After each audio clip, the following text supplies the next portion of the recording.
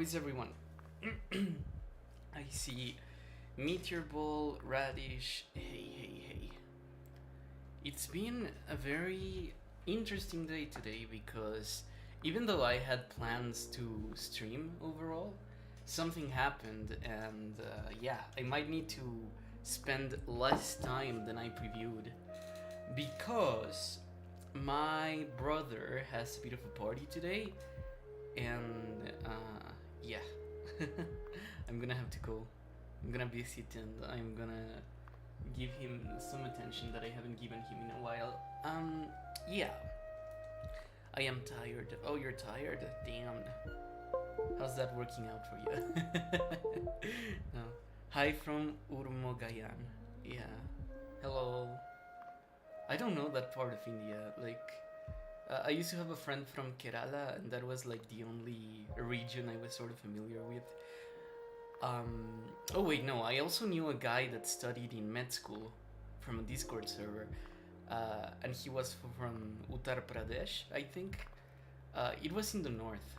Now, I'm not sure if it was Uttar Pradesh, but the thing is that he had the same disease that Karl Marx used to have, which is like a skin condition that creates blemishes on your skin. And the thing is that he was really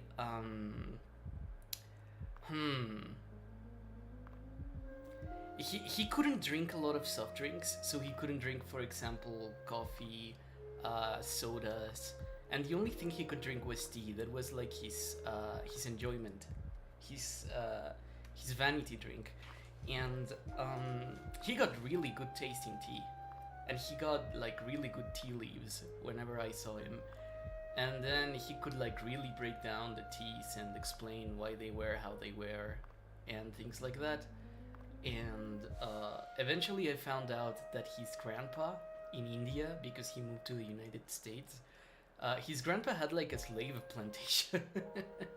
I mean, I don't know if calling it a slave plantation is the most appropriate thing, but yeah, it was like a bunch of indentured servants harvesting tea leaves, and that was crazy when I figured that out. Yeah. And yeah, I mean, he just said it that way as well, like, oh yeah, they're slaves. I don't know. A slave plantation? Yeah, that's what he called it. I guess it was just like a bunch of people that were working really long hours. North India. Yeah. It was in there. Yeah. When I'm tired, I will often spend short periods of time closing my eyes and resting. Yeah, that sounds like a good thing to do when you're tired. Anyway, do not identify me with those bastards. Yeah. Those are like the typical north-south rivalries of countries. Like in Mexico, the rivalry is north and south as well. Because the south is where most of the empire, most of New Spain used to be. Most of the money was in New Spain, and most of the economy was in New Spain. So, yeah. A lot of people just kind of associate that part of the country with the moment where we were most successful as a state, I think. And the north is poor. The north used to be poor, but because it's so close to the United States, right? A lot of jobs from there and a lot of connections from there used to form, and there was like a lot of trade that also just kind of solidified YouTube streaming to life. Yeah. Okay, I will switch over to the game. We can continue this conversation over there. Bum ba bum.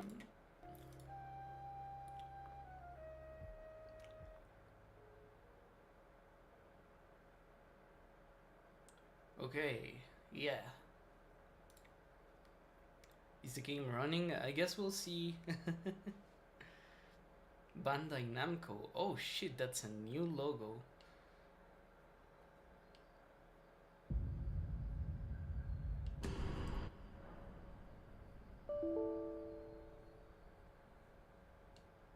Oh no. Oh no. Shit. Well, I guess my game died. No. Shit. Okay, so I'm going to give you guys like the short version of what this means. So I was playing this game in like a multiplayer, right? I was playing a multiplayer, and in my multiplayer, the multiplayer happened through a mod that, yeah, was basically a mod of, how do I say this? That allowed me to play with Kiana and with ID10. You know the guys with whom this playthrough started. So yeah. The problem is though that save file. Okay. Yeah, my save file basically died. Oh no! Oh no! Well, I guess you guys will see me try to be the last boss of the game.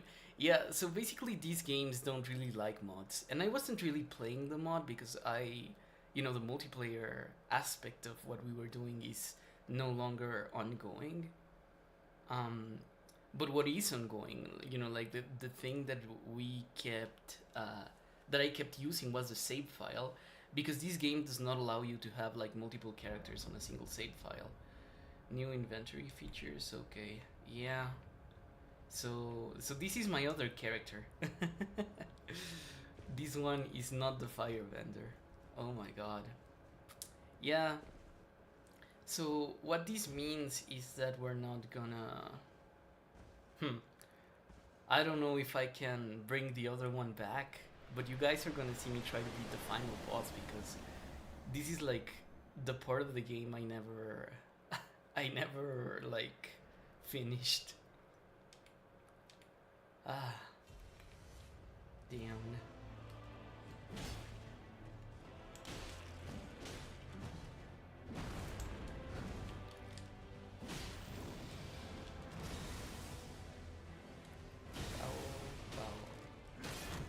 Oh.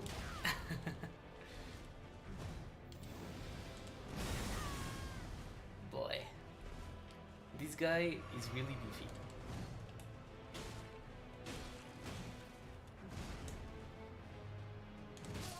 Ah! Yep. Yep. I'm gonna have to get used to this character again. Yeah.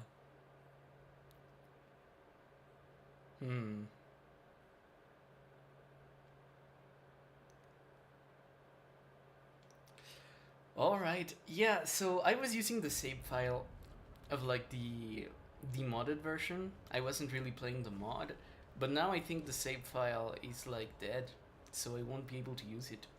This is the final boss. It is the final boss, yeah. It's two parts, so it's this guy and then there's another guy.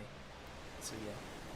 Yeah, there is a political issue about South India. Okay. So as I was saying, the way it is in Mexico is that the South used to be where everything was hosted, right? Like where the government was hosted, where most people were living, all those things. And it became rich, but it became rich also in a way that made a lot of people very poor.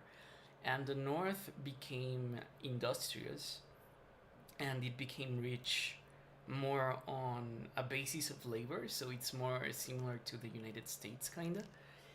And then, those guys are very proud that they basically managed to build a society apart from the government in the South.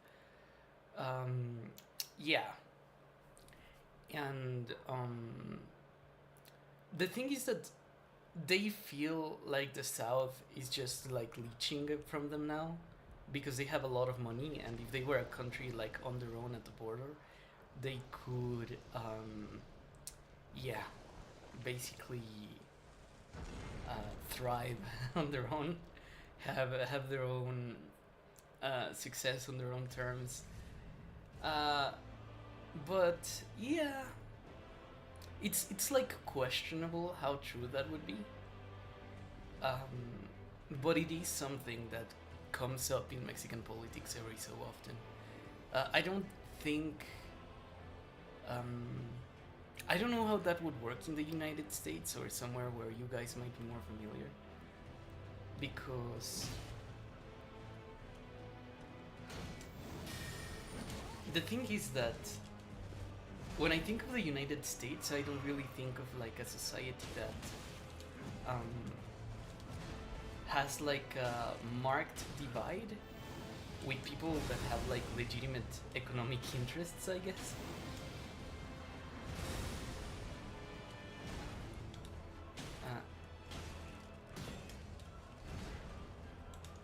Yeah, because like if in the United States you had people separating like that, you know, the kind of people who say the red states should go away from the blue states, like those guys,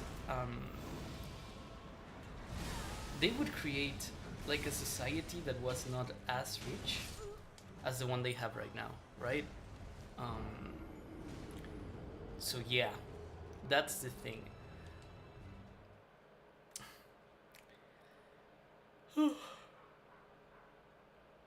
I don't like this sword. Let me see. What was I doing with this character? Ah, I see.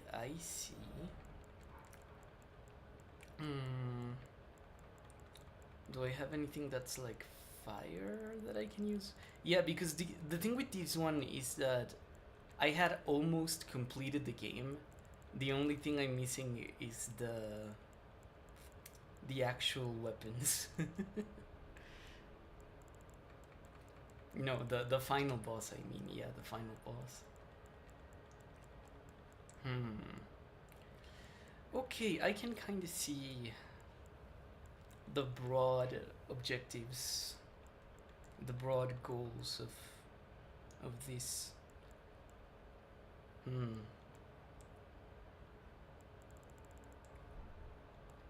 Okay, you know what? I can fight him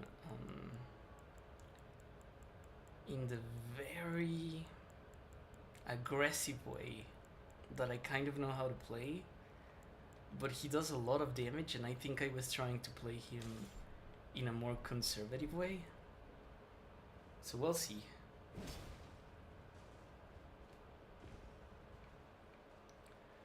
Yeah, so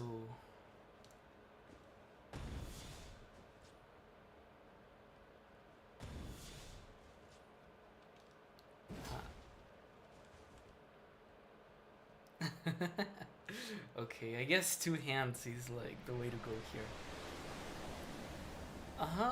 But Mexico overall, like, it's not a country like Spain, for example, where the northern part of Spain like really wants to separate.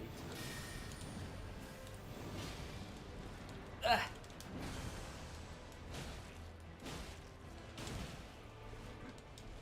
Ah!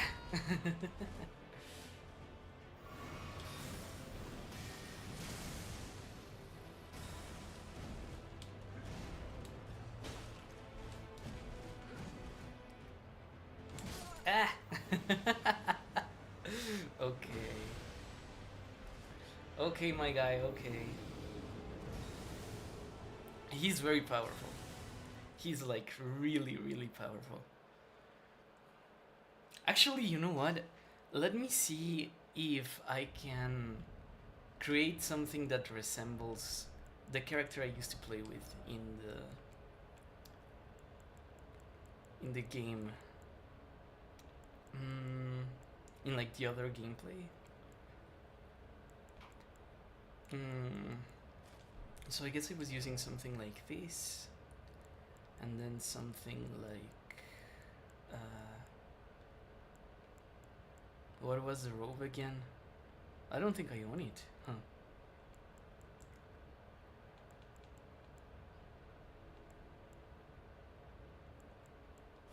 Let's just wear Malenius stuff.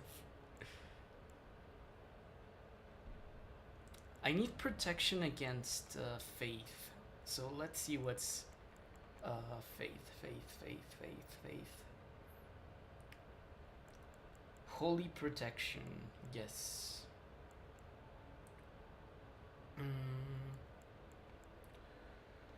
Okay, I guess the crucible is the thing that has the most holy protection. Yeah. That's what's gonna save me against this guy.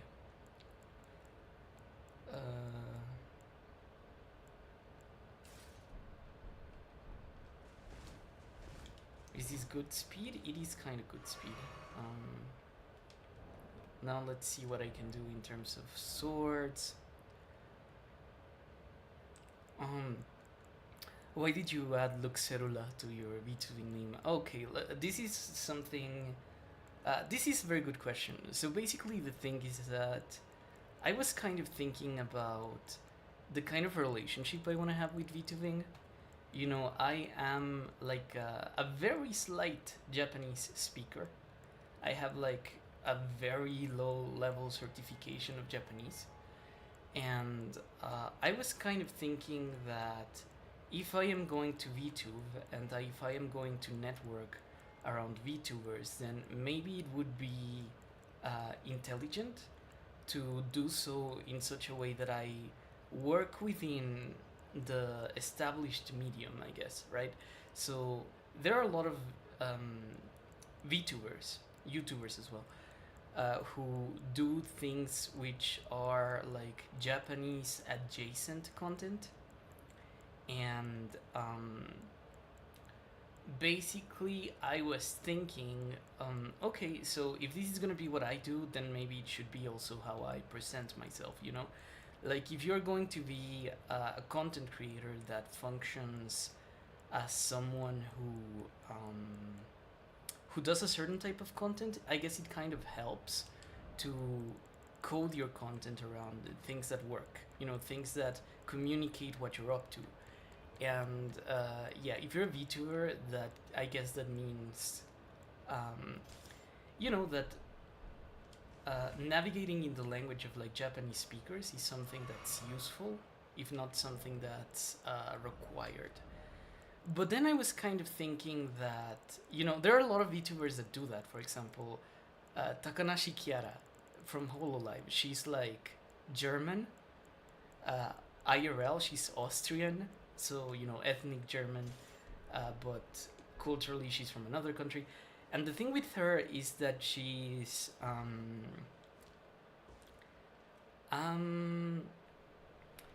she's someone who has like a Japanese name, right? And she has like, she codes herself as a Japanese character.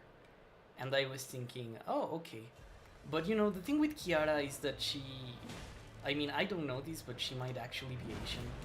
So whenever I'm doing this and whenever she's doing it, it's like fundamentally different.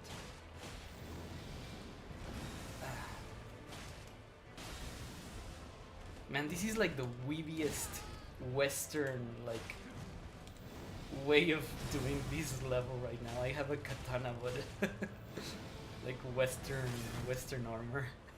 Whoa. Yeah. Okay.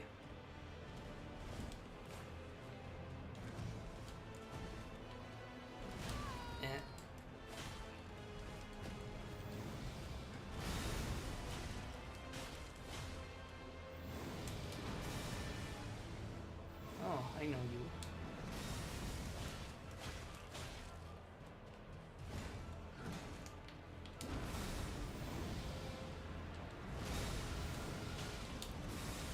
Ha ha ha.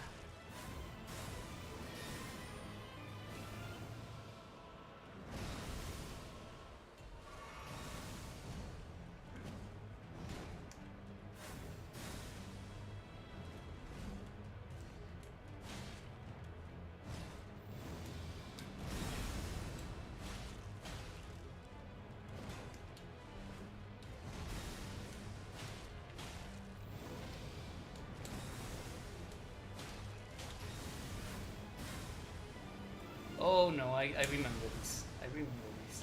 Ah! Ah!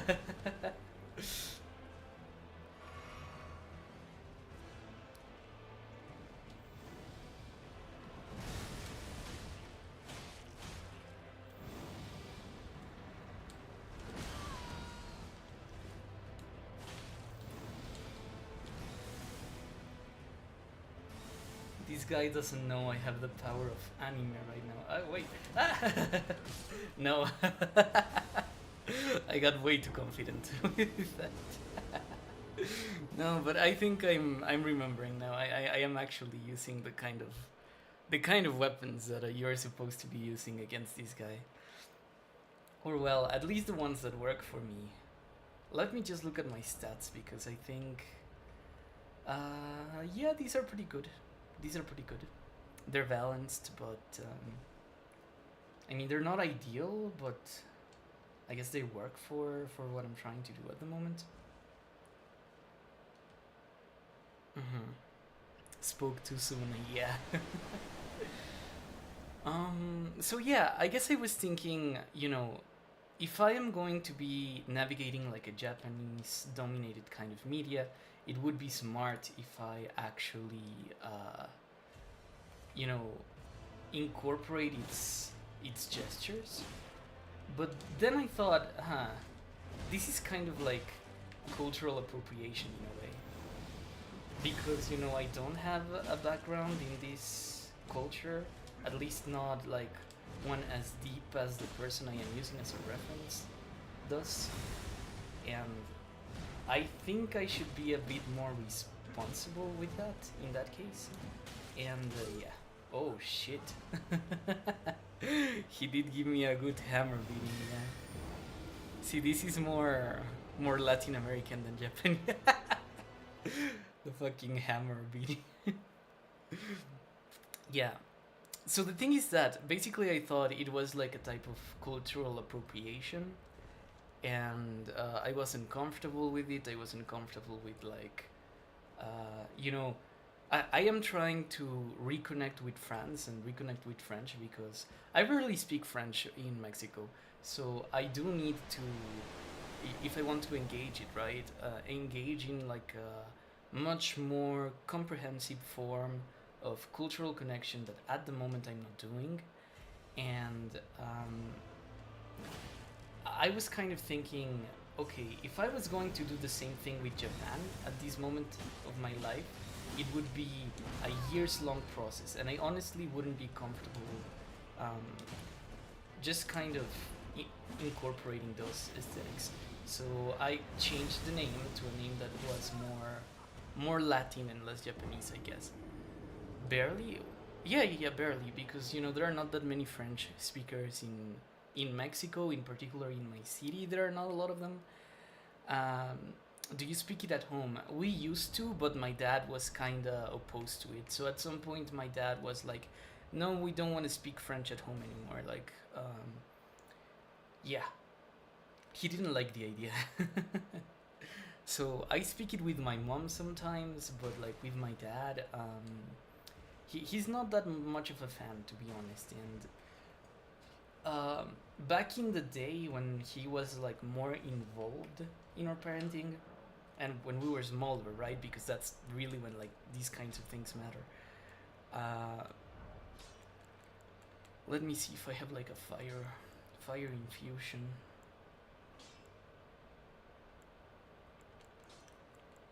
Yeah, let's make the character as similar as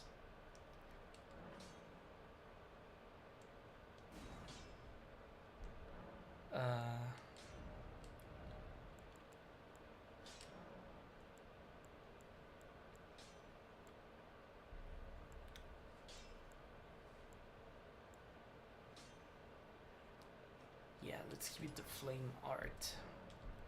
Okay, now it's kind of like my character from the other one. Yeah, he was like, no, let's not speak French at home.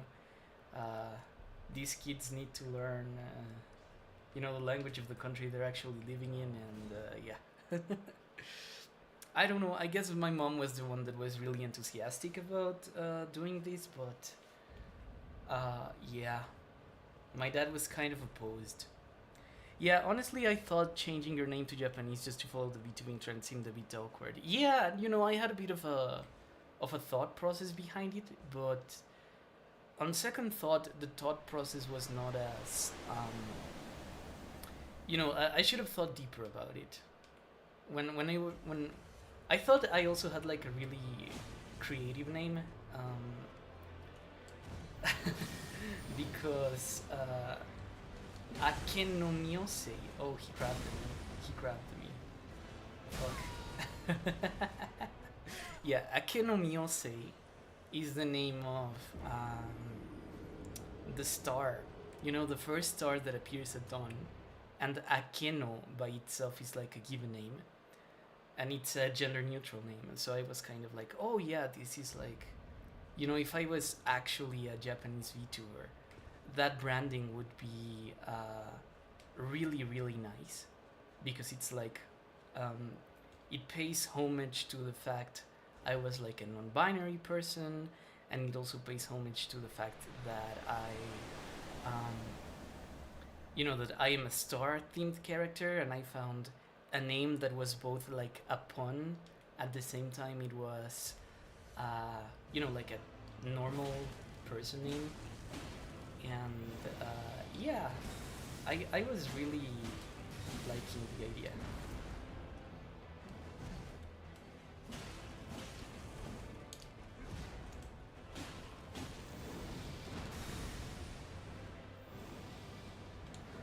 But ultimately, I guess I don't know. The woke part of me won, and I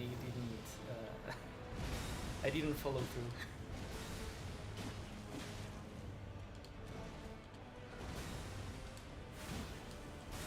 Eh, eh, eh. Okay.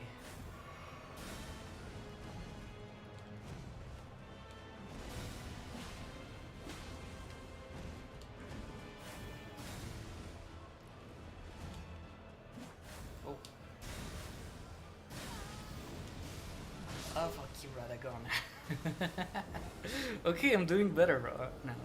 Let's go back to Avignoli. Yeah, I should get like a really culturally appropriate name for my character, like Pablo de los Sánchez del Río de la Santa Trinidad or something like that. Actually curious, since you speak two Romance languages, how much of Italian or Portuguese do you understand? Oh, Portuguese is like 70% intelligible to me, so I can actually like understand a Portuguese person, uh, except for some words, because Lusitanian does have like its bits of Italian that I don't really get, and Italian is like 50%. So yeah, Italian is a lot harder for me.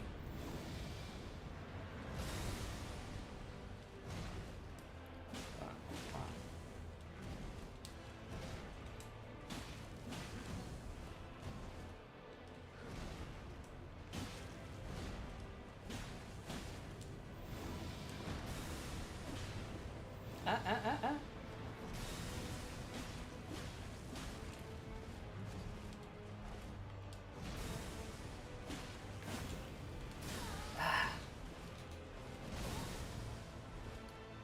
That was almost like a half HP no hit thing. What? Ah! Okay, wait. Health, health. No! Yeah, the moment he starts teleporting, it gets like significantly harder. Damn. By the way, what was the point in time you realized you were trans? Oh, that's a complicated question. I guess I had a consciousness of it since I was like 13 years old, but I didn't really have the language. So, somewhere in August or, yeah, August or September of 2012, I had an impulse to rewatch the Scooby Doo live actions, right? You know those? The movies that are like Scooby Doo, but they are about, you know, they're on an island and they go on vacation to these like spots where they're haunted, and they're about these guys just kind of bringing their group back together, things like that. Well, in one of those rewatches, there's like, for some reason, like a body swap theme in the movies. Yeah. So the body swap theme is that, I don't know if you see, but like Fred swaps bodies with Daphne in one of them, and in another of them, there's like a potion, like a moment where Shaggy drinks a potion and he becomes a woman. And I had watched those movies like back in 2005, right? But when I became 13, and as I was going through like my first like really sparky moments of puberty, right, I started to have like an interest in rewatching those scenes for some reason, and I had like a fixation with them. You know, I don't really revisiting that moment with my level, you know, with my current level of maturity would be good, but for some reason I had a fixation, and ever since that moment happened, I guess I just kind of had this idea that this was something I wanted to give credence to in some way. Like, it was part of me, and I didn't know what trans people were, or that there was like a thing you could be, I guess. And yeah, for me,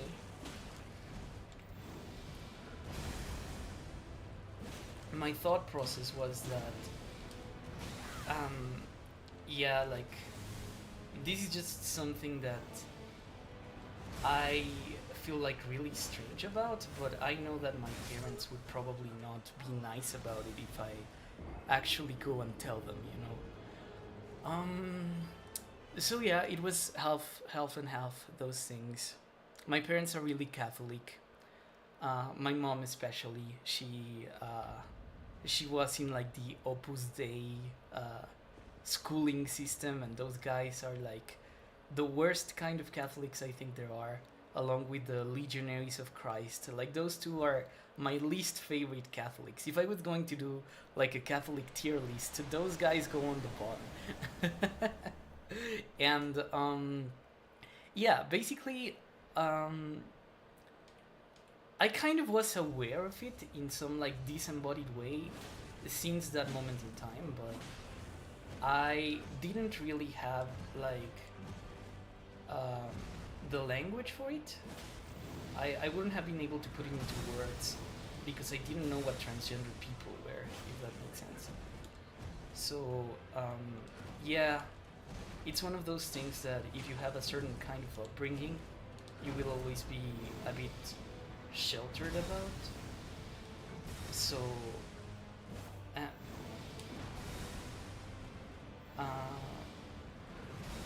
yeah, that's kind of what happened with me. I didn't grow up exposed to, you know, that was kind of something that you could be. Today in Cartoon Network and stuff, you will find that the idea of gender bending is no longer just played for like laughs like it was when I was younger. Now it's like actually something that people are conscious about and they celebrate and stuff.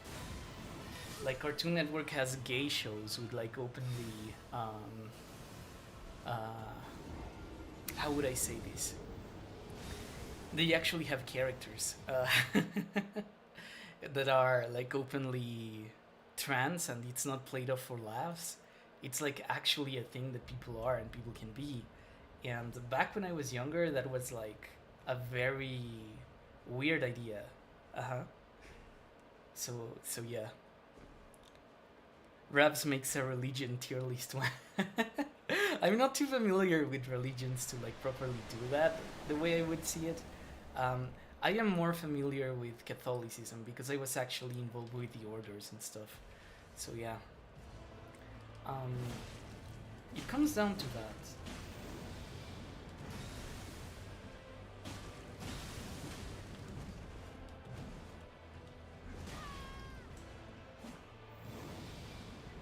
No! I got woody.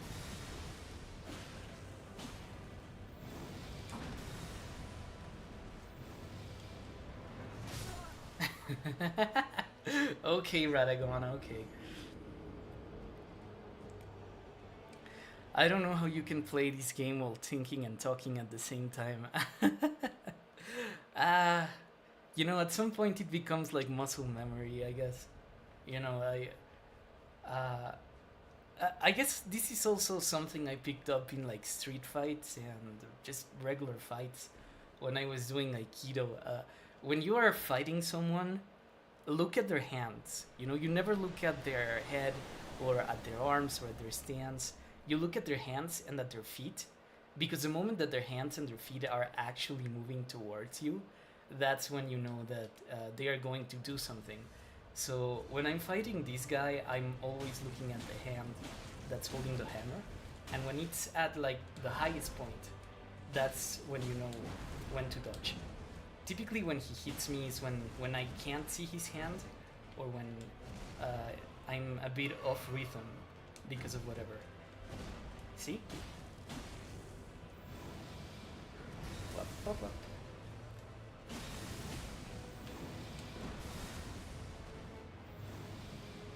Yeah.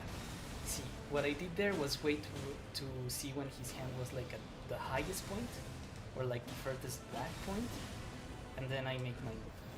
Ah! Yeah! That way, you see? Oh, right, I got him.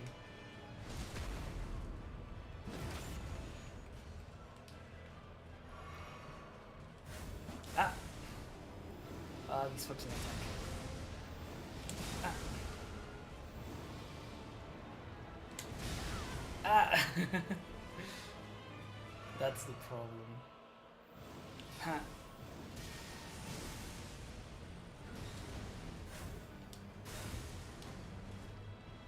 Yeah, oh, okay, bad mistake on my end.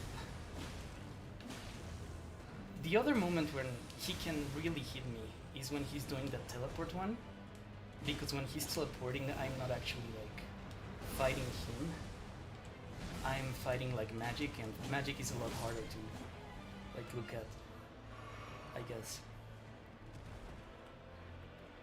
No.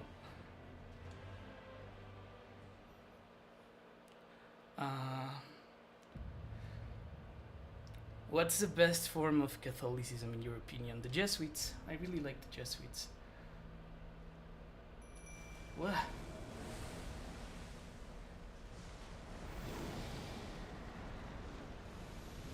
Ah!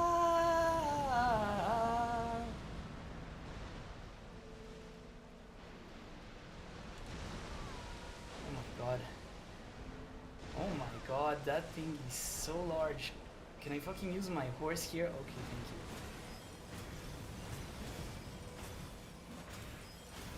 thank you. Ah! Okay. Okay, heal, heal, heal, heal, heal, heal, heal. Ah! God, no! Leave me!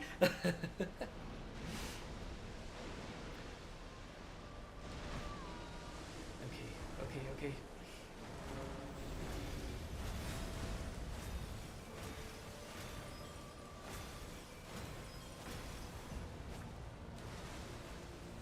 Oh my goodness.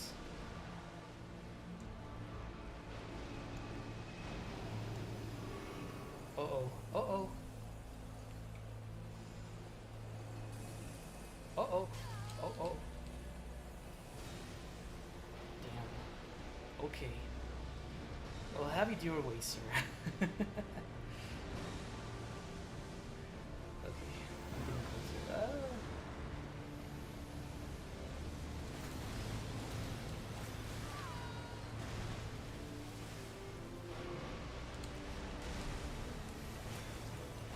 Yes.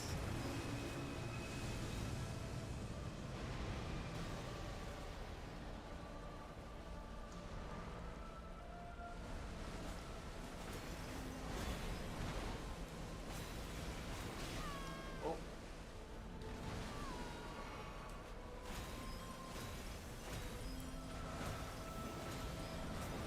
Oh no. Okay. That attack I really hate. Oh! No! Oh fuck. Who's the other person fighting? I can clone myself. Yeah.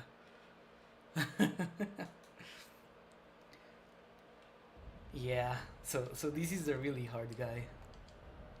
Hmm. How do I fight him? I wonder what thing is good against him.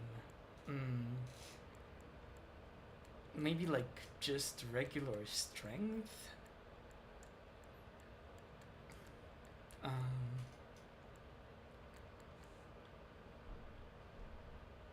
Let's see. Hmm. No, I think my current kit is good. I was just really irresponsible with how I fought him. Yeah. See, the other thing that's really interesting about this gameplay is that I'm playing without sound, because the way I'm playing right now is just the audio. Because since my headphones are like being repaired, and if I use my speakers, you guys will hear like an echo. What I'm doing is that I am literally just playing with uh, ah ah ah. Yeah, I'm just playing with the normal ass game on silence.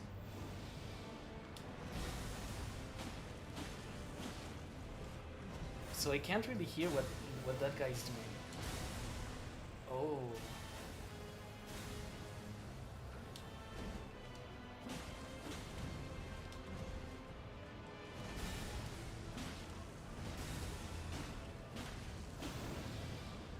Nope.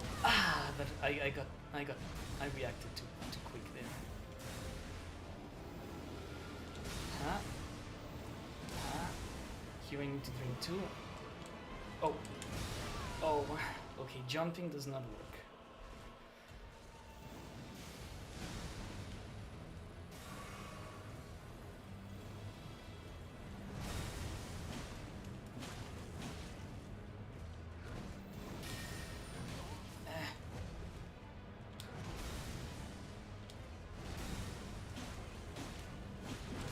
No. Okay. Well, I'm getting closer. Yeah. Just gotta remember. That's so goofy that you found out you're trans because of Scooby-Doo movies. Yeah. You know, I think the thing is that we live in a time where representation for trans people is becoming a lot better, but representation of just regular ass like trans people when I was younger, it wasn't really a thing, you know. The gender swap aspect of media was mostly played for laughs among people who were like really derisive of the subject. It was like, oh hey, haha, I'm turning you into a girl, and this means that you know you're living like a lesser version of your experiences now, and isn't that funny? Yeah, that kind of thinking. Okay.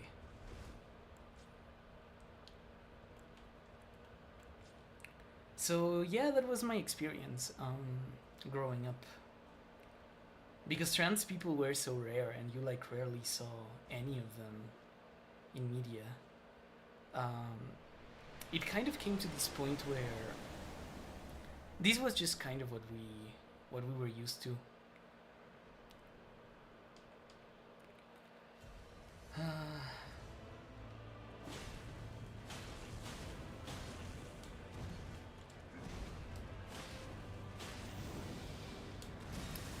Yeah, so when it's your family invalidating you, and then it's like TV making like fun of how you feel and things like that, it gets a lot harder to like actually have like a decent self-concept.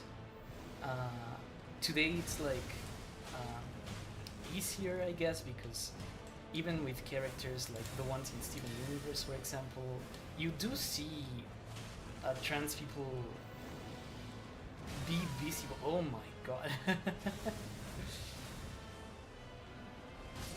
Whoa. Okay, okay, my guy, okay. Yeah, trans people are visible in a way we weren't before. And the kind of visibility we had before wasn't as good. So it's not even that I am one of those like pro representation people for the sake of pro representation, because I think representation could be good, but not like the ultimate end of equality, right? I think that just seeing someone that's like you exist as an adult and be, you know, just a person that's out there living their life, that's really helpful, and it's a thing that a lot of genderqueer people go without. And yeah.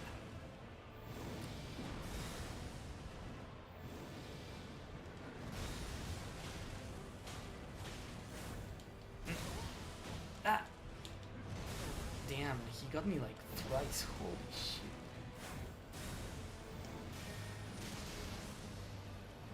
Ooh. Ooh.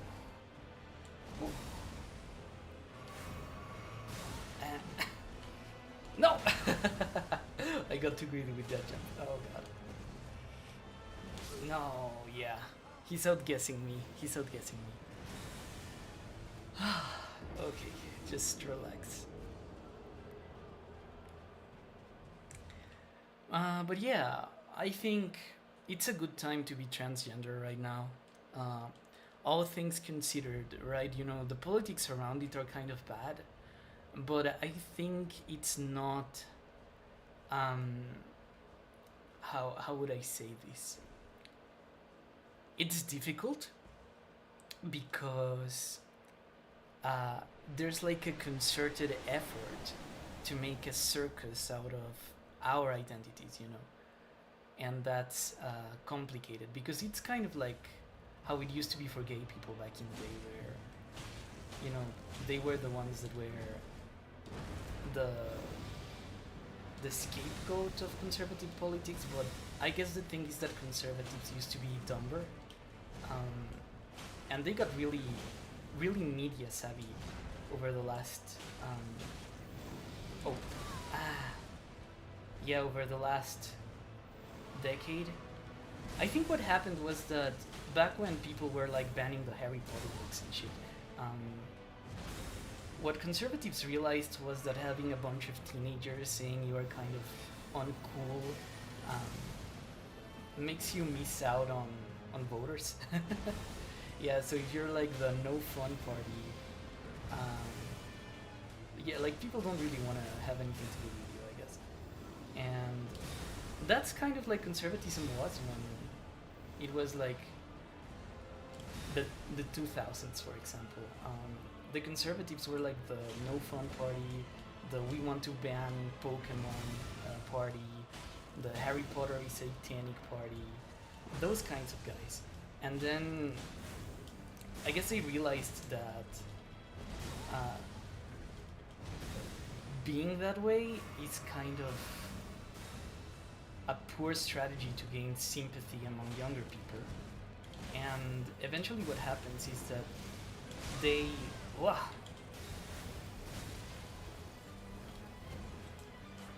realize that's not like a winning strategy, and they decide to become like the irreverent party. So now they're saying like, oh yeah, like we're standing up against the busybodies. Like, we're not the busybodies anymore. The busybodies are like gay people saying you should respect them, right? Like, it's no longer a fight over who has like the Pokemon cards. Yeah, it's not a fight over.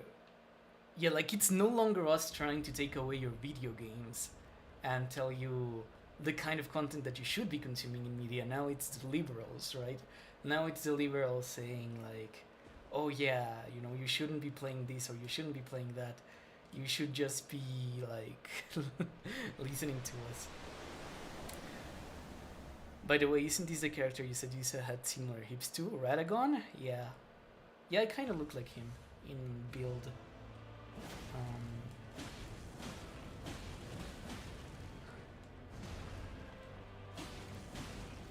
Yeah, when I was fitter, that was just kind of how I was built. Nowadays, I don't look like that. Yeah, but during the pandemic, oh wow. I was exercising like daily. Really had my my protein intake in. These days, it's a bit harder to keep that level of physical activity, because what I used to do was that I would wake up early in the morning for like my probability class, but I hated that class. So all I did was just assist. I would be in there and be in the class and listen to it, and I would say nothing. But what I would do was that I was actually just working out on the background. Yeah. So while everyone was taking class, I was just kind of doing like exercise routines.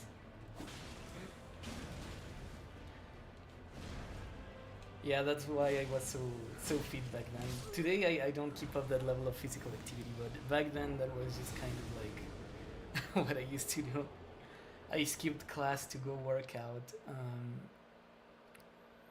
And yeah, but it wasn't healthy. Like the reason why I did it wasn't really like a healthy reason.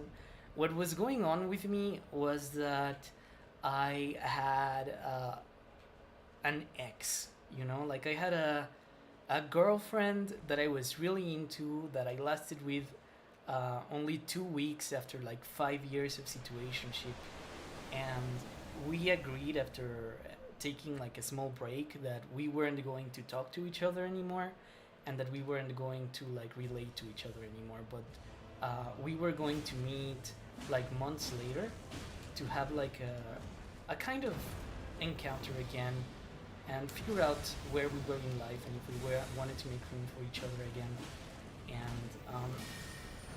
And what I thought was, like, my plan was, I want to be really fit when this happens, so that she knows that, you know, what she's going to be missing out on, I guess.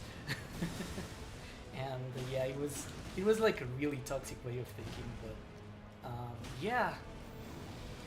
I guess that's also kind of why I can't sustain that level of physical activity anymore, or at least I have bad memories of trying to do it, because I think back to it, right? And what I think about is not doing something for myself, but doing something because I thought someone else would like me better if I did it. So my body was not for me. I wasn't even thinking of my own body as like something I wanted to give attention to for my own reasons. It was like, I want to give attention to this because of a very functional, let's say, selfish reason of having someone else be attracted to me. And yeah.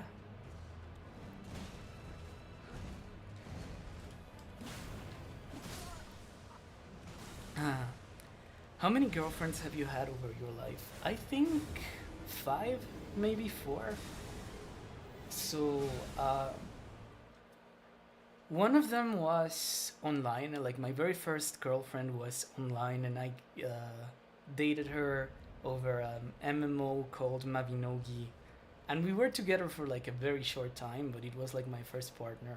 Like, we DM'd each other and stuff every day. And eventually things ended because she kind of had an abusive family, and that took up like a lot of her attention. And I guess I didn't know how to deal with that, but she eventually decided she wanted to deal with it by not really having, you know, other things to distract her, right? Because a lot of people use the internet to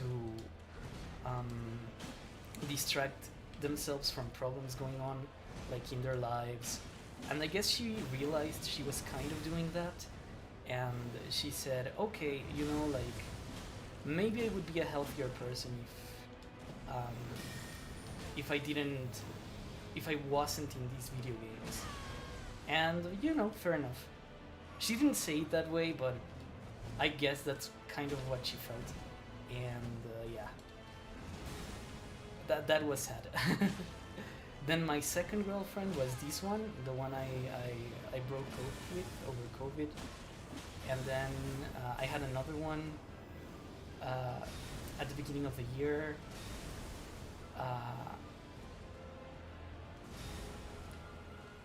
And I also had this other girl that was also online. That you know, the one. Yeah, this one is a lot more complicated. I don't know if I should say, but it was her, and then the one I'm currently with. So 5. Yeah.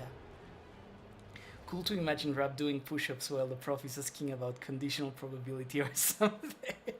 Yeah, that's literally what was going on. Like, the virgin probability students, and I was there doing like burpees on the roof of my house, like just live streaming the class with my camera off, and yeah, working out. And I was like fucking ripped because while all those nerds were doing like they were pencil pushing, I was actually just trying to get as ripped as I could in 4 months to like impress a girl. Yeah, I was gym cell peeled for real. Oh god.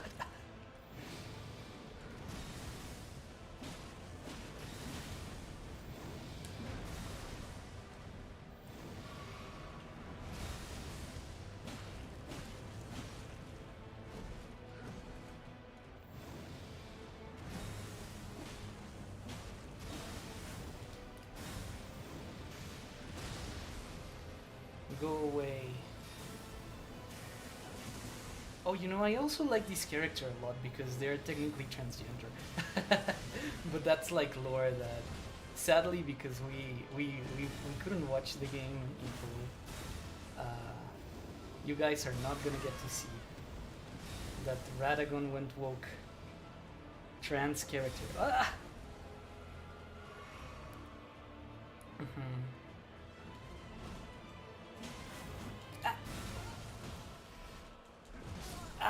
Fuck. Yeah, that teleport really throws me off my rhythm because it's not like you're fighting like a normal person. That's like you're fighting like an actual fairy or magical being that fucks you up. Rap doing the ZYZ. Yeah. They shot my ear and I was like, I can take it. Fuck y'all. What counts as having a girlfriend or boyfriend? I guess that you agree to be partners. That's, you know, an important thing of having like a girlfriend and boyfriend in like Western culture, I guess, is to make an agreement of exclusivity and to procure each other in a way that you maybe don't procure other people. So how does that work? You agree with the person, okay, we're partners now, and then you say like, yeah, so we're partners and we're going to be exclusive with each other. So we're not in partnership with anyone else. It's just us two, and we'll make an effort to like be there for each other and shit.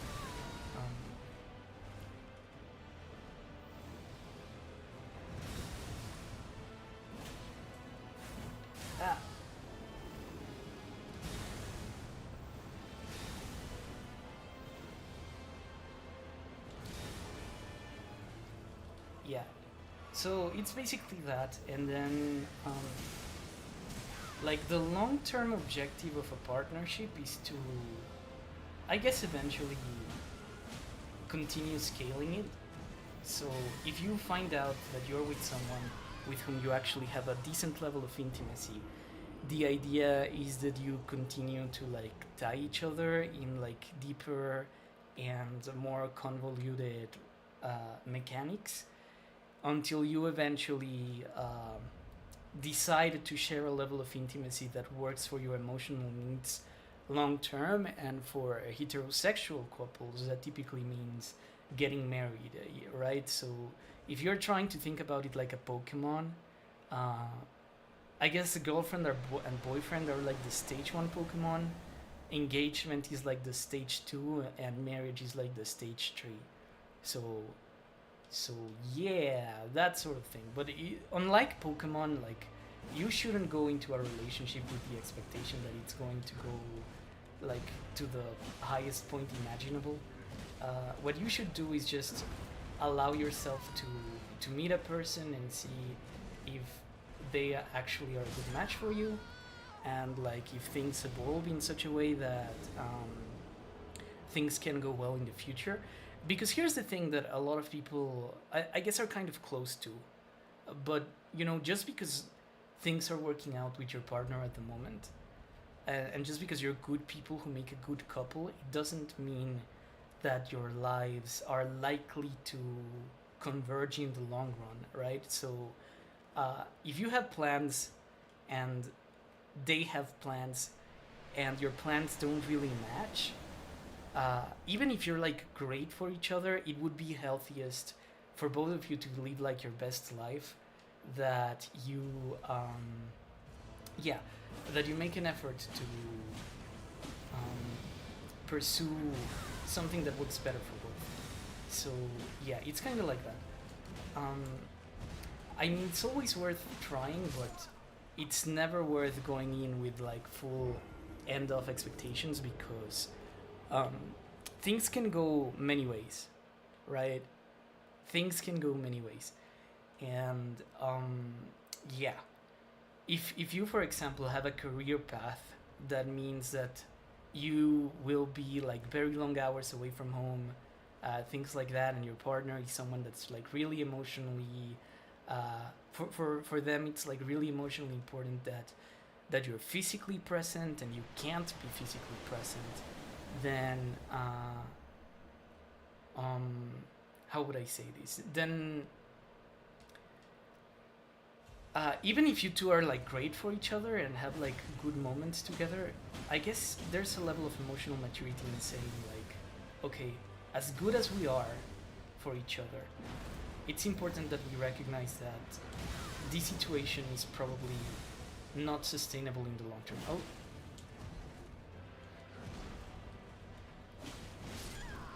Yeah. And at that point, you just kind of say, okay, well, thanks for being part of my life, and you move on. That's like a good breakup. A bad breakup can be can be quite awful. And here's the thing, like, all healthy relationships kind of look the same, but all unhappy relationships have their own texture, you know, their own reason for being unhappy. So I guess you know, if you want me to tell you about what a bad relationship is like, that's like, no, bro, it's not. My bad relationships are not gonna look like your bad relationships, but healthy relationships all share like some basic traits. Ah, damn, boy, you really hammered me this time. Rap flexing with the students, T distribution photoshopped over device. Yeah, those guys had nothing on my bimodal biceps. Fucking 2 mountains.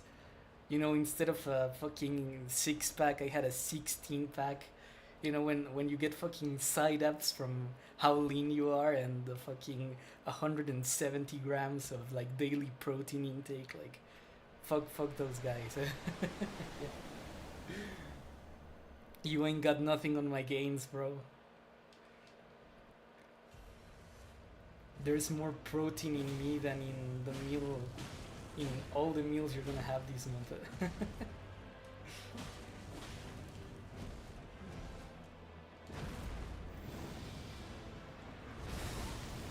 He landed a hit. Oh, that was very good.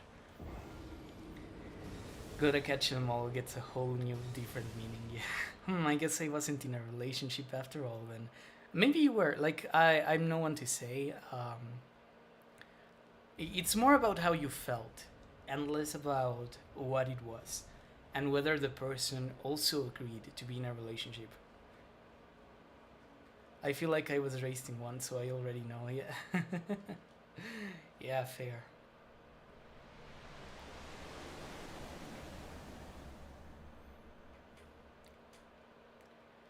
Did you guys ever catch your parents like doing sus stuff?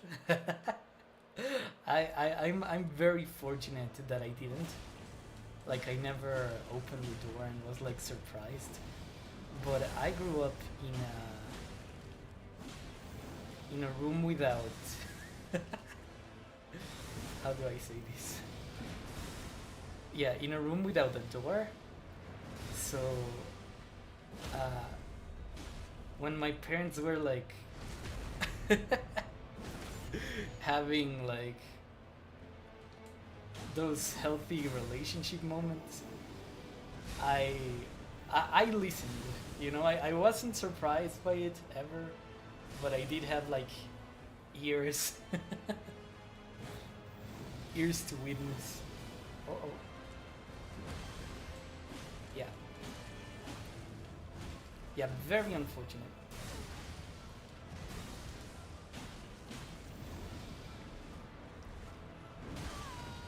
Imagine if your dad goes to like your room one day and says, "I fucked your mom, bro. I fucked your mom," and it's actually true.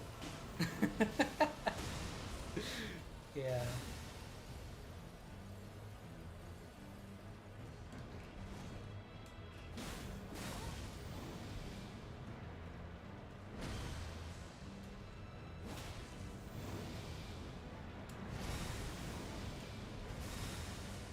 Okay, I think I got him. Oh wait, no! Oh fuck!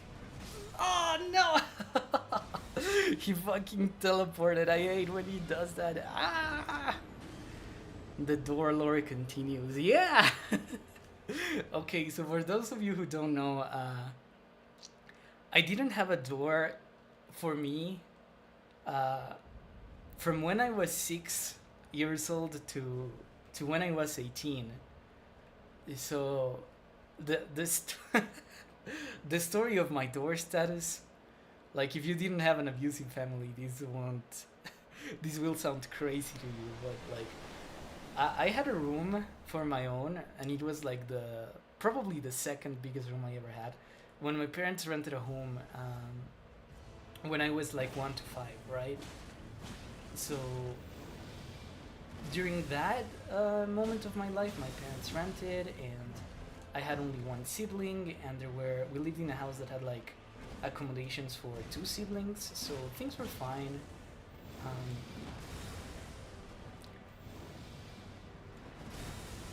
But then what happened is that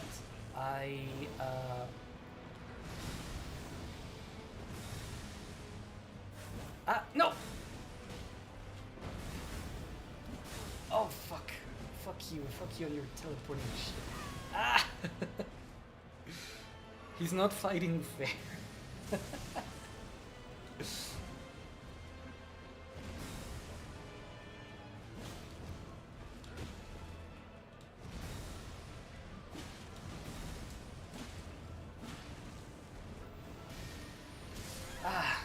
Damn. Okay.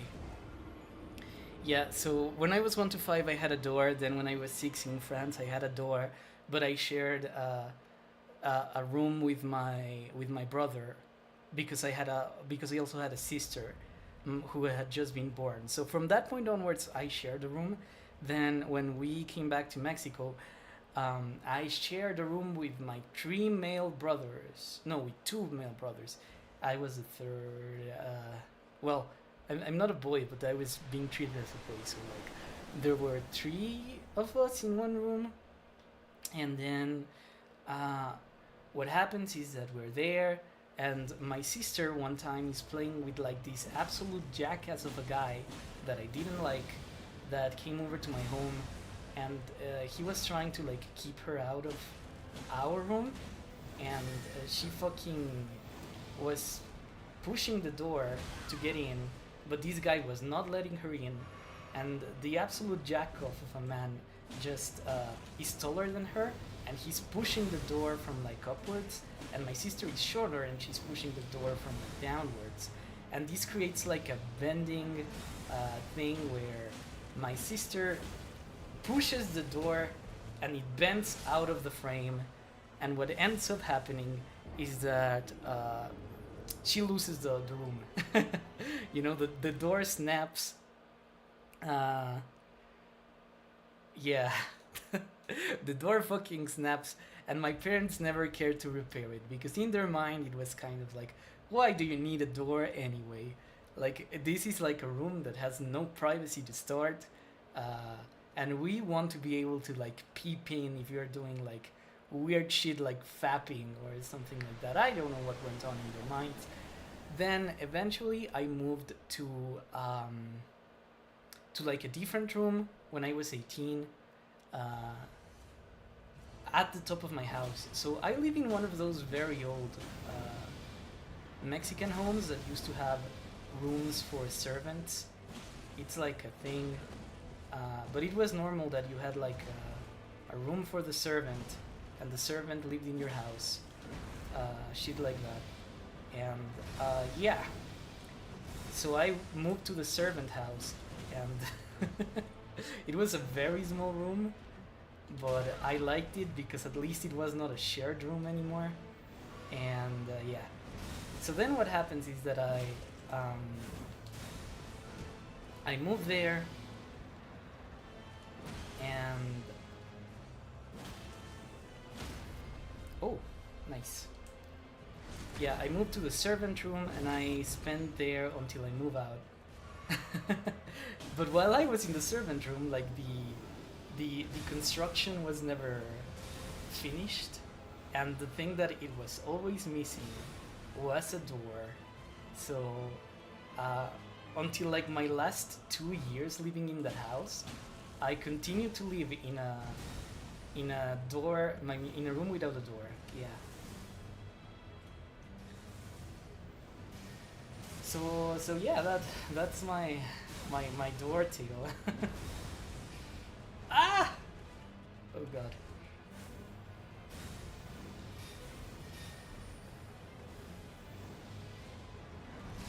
You're a fake transgender, Radagon. Oh god. Okay, nice. Ah! You fucking... No. Radagon special ass whooping ahead, yeah. Hi, Kame. You're a grown-up now, take this door. Had to share the door. No. I had the door when I was like 21, so it was like American drinking age tier door, because... You know, I think I was still in J-Pod when I got that door for the first time. I remember when I was on vacation once, and my dad and a friend of his were in another room, and I guess flirting with each other, which weirded me out. So I opened the door and asked what they were doing. Oh, I see. Oh, that's strange lore. Like, is Meteor's dad secretly gay? What?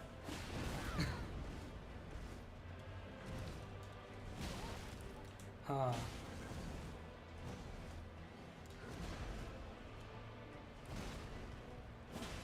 See, I'm very weirded out myself because transgender identity seems to be one of those things that's genetic. And oh fuck. Yeah, he hammered my face. Yeah, but in my family, there doesn't seem to be anyone besides me that's openly trans. I know I had like an uncle that was like you know, one of those guys that grows up being like a very, very girly person. And then, you know, what in the United States used to be... what in the United States used to be called a tom girl, right? So this guy was a tom girl. And everyone in the family treated him like strange for it. So I guess that's like one person that could be one of the trans people in it, but you know, I just never interacted with him to begin with. Oh, nice. I got you. Yeah, and I also was like someone who... Oh, yeah. Yeah, who never saw him much, and who also, well, I guess he was not like a big part of my life altogether. And the most important thing for me was that he wasn't super present, so I never had him as a reference, right? But even then, I guess it should run in my family somehow. So there's probably someone out there that's repressing. Like, that guy is funny because apparently when he was a kid, he always wanted to play with the girls. He always wanted to play with dolls. And I'm not like that. Like, I never had like that kind of calling. Like, I never liked the pink or the yellow Power Ranger. And yeah, it's really weird when I think of that guy because yeah, whenever I think of those like typical experiences that I hear other trans women have, I don't usually relate, and I think it's because I'm autistic, because you know, people who are maybe more extroverted do think in those terms, do think in terms of like, oh, I want to resemble like a certain kind of person, like I want to be a certain kind of presentation, all that stuff that you see. And I'm not, I'm just like, I relate a lot more to the autistic women that I've met later in life than to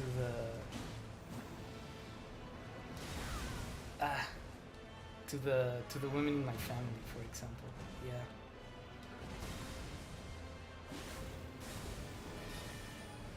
Yeah, no, but the women on my family are pretty funny, I think. Ah.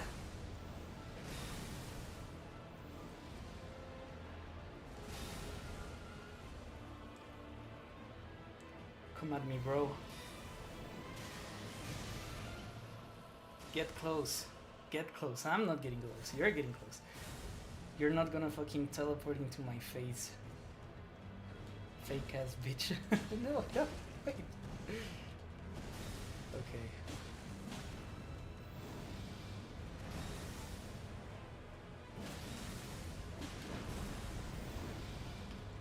No! Ah, God.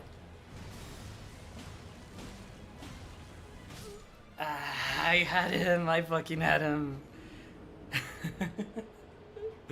No. No, my friend's dad is a woman.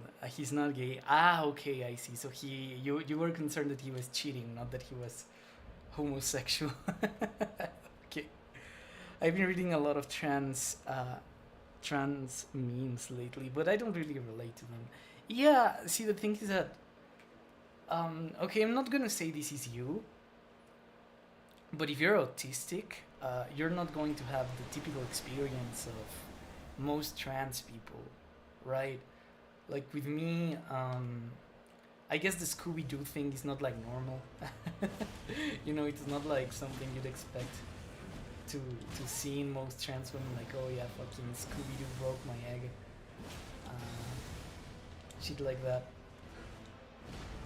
A lot of trans women have like this deep sense of who they want to be since they're very young, because they tend to be like neurotypical, all things considered, and they only get depression and things like that because of the negative consequences of not getting like medical attention when they're supposed to get it.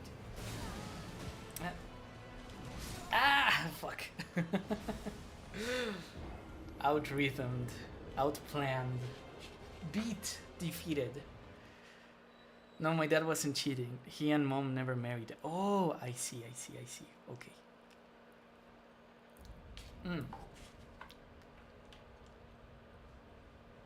Hmm.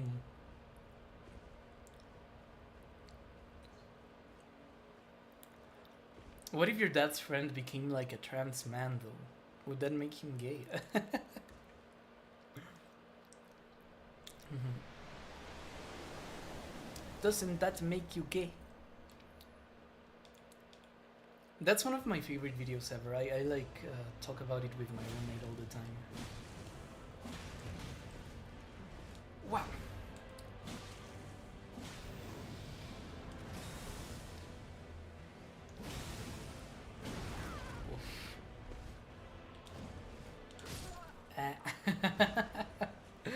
He fucking bonked my head. Oh no.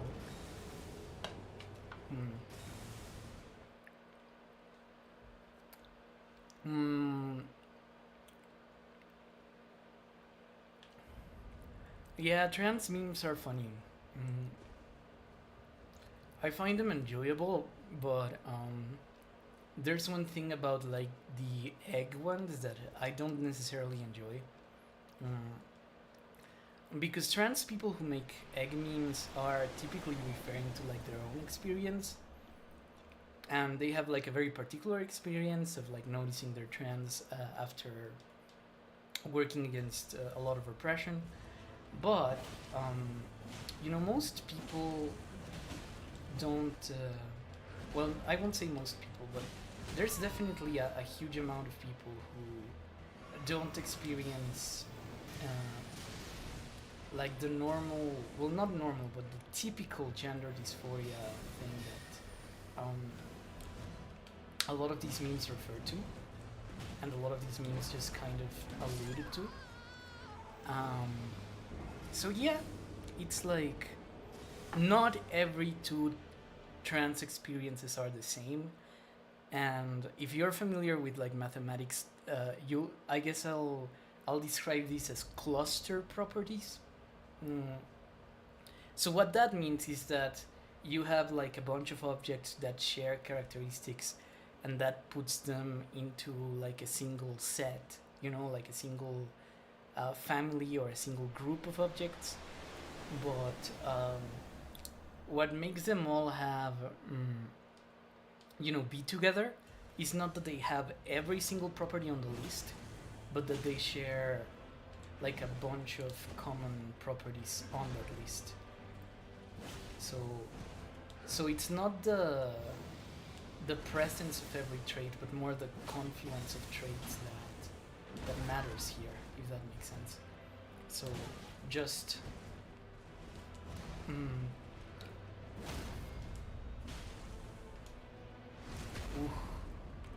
I'm glad that was recorded. That was probably my best move against this guy ever. Yeah. Fucking dodge a palooza. Okay.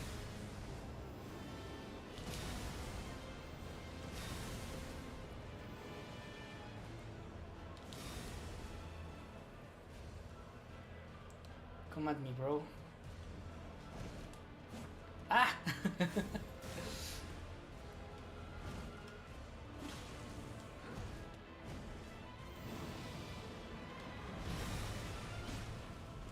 No! Oh, fuck.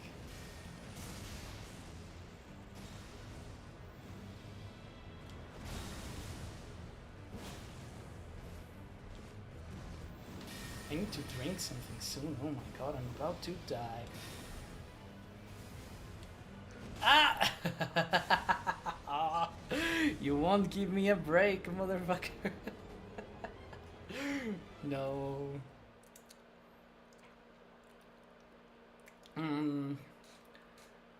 So what would be a good way to understand my gender identity better?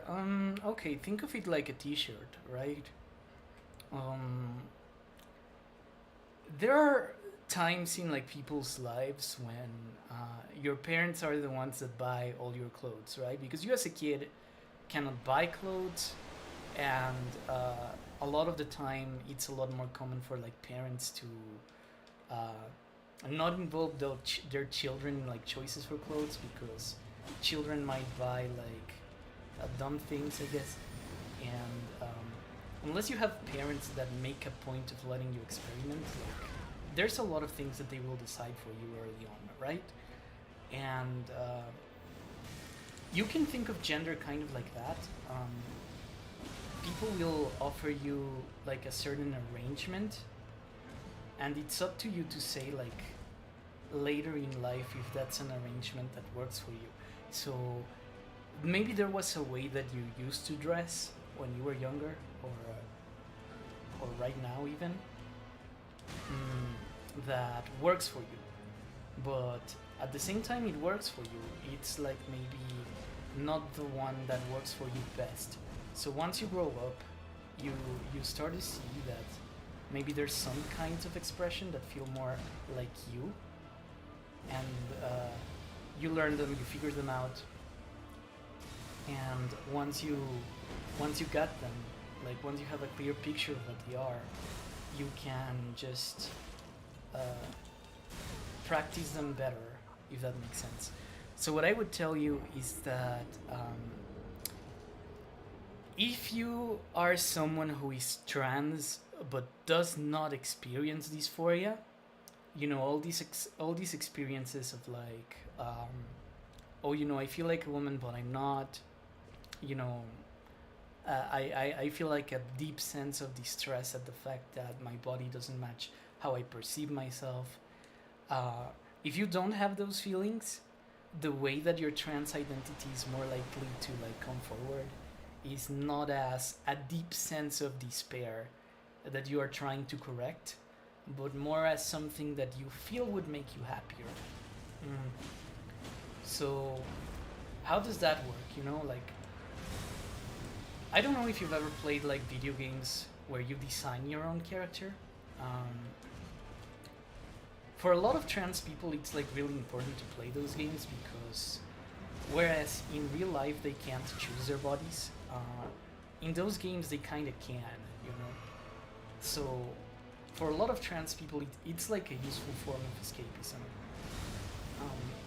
But if you're not trans and you play those games, I guess you would also be the kind of person who doesn't play as X gender, you know, as the gender you're assigned at birth, but you would be the kind of person that maybe plays as the female characters because they make you happier.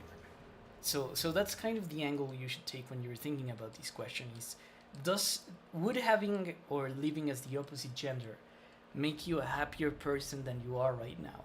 So it's not so much alleviating pain, it's more being happier with yourself. Because if you feel like, you know, your face just kind of has like these gray, you know, dough all over it, and your life feels like it doesn't really have the emotions you want it to have, but you're not unhappy, right? You're just like going around. Then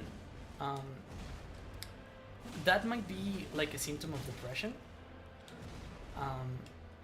And if you feel like a different gender identity would alleviate that depression, then chances are that you're a transgender person. So yeah, that's kind of how I would say it. Yeah, if it makes you happier, like if you really feel it would make you happier, if you really feel like that, then yeah, it's likely. The thing I would tell you, for example, is that, okay, consider this. This is like the key difference, right? If you're a man and you start taking estrogen, you will stop any process of hair loss that you might have, you know. Estrogen sometimes even regrows your hair. So you know, that's something to keep in mind. That if you're a trans woman and you start taking estrogen, you will revert any and all hair loss that you have ever experienced. And that's good, because, you know, if you're a trans woman, that's something you care about. But if you're just like a guy who doesn't want to go bald, and then you feel like someone says, okay, like you can regain your hair, but you're gonna grow boobs now, and you're gonna have like a female body in exchange for having hair again. Like most men would tell you no, right? Most men wouldn't like that arrangement. So that's kind of what it is, right? It's more about if you were just someone with depression, transition is not going to help with your depression. But if you're a trans person that's depressed in part because you're not living out your gender identity, then yeah, transition does actually help. Oh hey Bon, welcome to the stream. We're trying to fight the very last boss of Elden Ring. Bow, bow.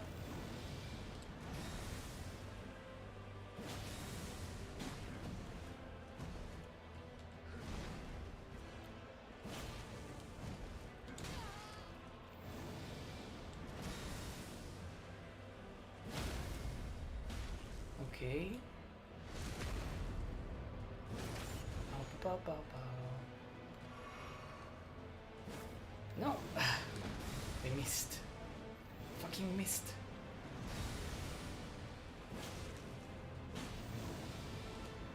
No! He's gaming me right now. I'm getting gooned. Go away. Go away.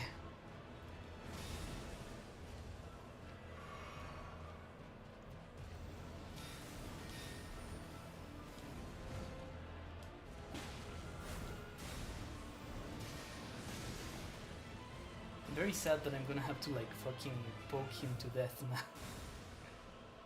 Because his teleport makes fighting in my terms a lot more difficult. Okay, poke, poke. No! Ah! Okay. Ah! Damn. Okay, my guy, okay. Yeah, as long as I can be like shielded from his teleportation, I can fight him fine.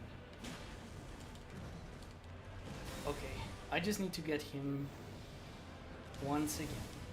Once again. Just one more time, he gets close, and he dies. Ah! Well, what I said held true anyway.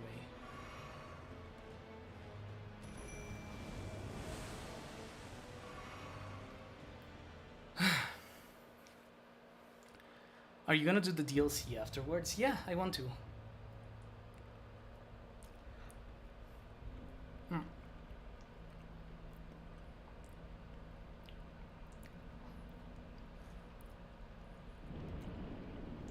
I guess you guys are coming with me on like my main account instead of the Firebender account.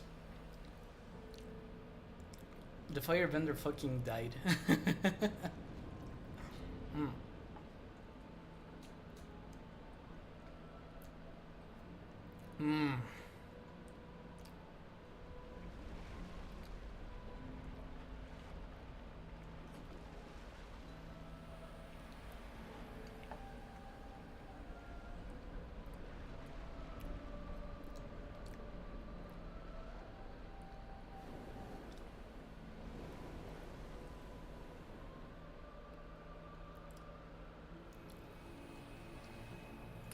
The night of stars,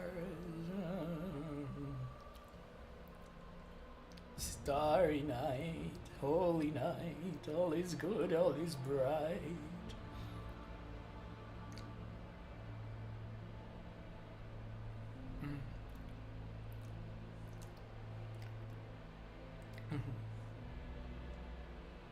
Okay.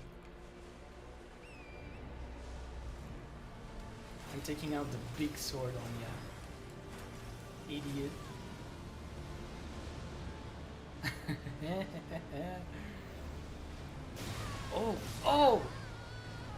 Oh, okay. No. Honestly, taking the E to prevent hair loss doesn't seem so bad. Yeah, see, that's not what a man thinks. uh, yeah, you know, like if you ask the man that, they would tell you like, no, no, like it's not worth it. Because there's a lot of things that will change about you. It's not only that, like, like you would grow boobs, for example. Is that something you'd like? Your dick would stop working like the way it works right now, for example. Yeah, stuff like that. Some people are fine with it, and I mean, if you're fine with it to the point where you'd actually consider it, then I guess you could say, oh, this is maybe like a form of body moving, or but like if you would actually commit, then that's not like what cis people normally do. Like that's a level of commitment that goes beyond, yeah. Can you actually get E prescribed for hair loss? Yes. In fact, I could just go to. In very small doses, it's like something that you can use for hair loss. Though I would actually recommend doxxing if you are like a cis man that just wants to prevent hair loss, right? There, follow a treatment with doxxing. That's gonna be like the best thing for you. But estrogen, like actual estrogen, it will stop hair loss, and it doesn't only stop it. Like in some cases, it even reverts it, right? So if you lost hair and your follicles are very weak, but they're still alive, estrogen will actually revive them. Well, not revive them, but strengthen them. Strengthen like dying follicles, yeah.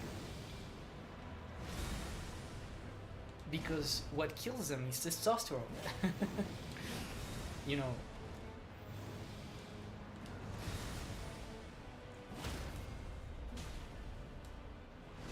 So yeah.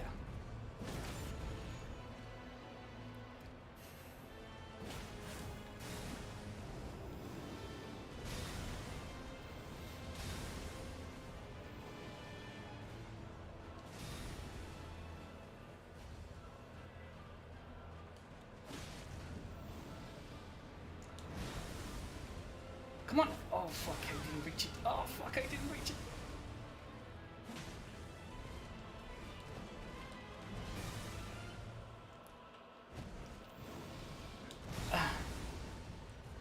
Okay. No! Oh fuck. Oh fuck.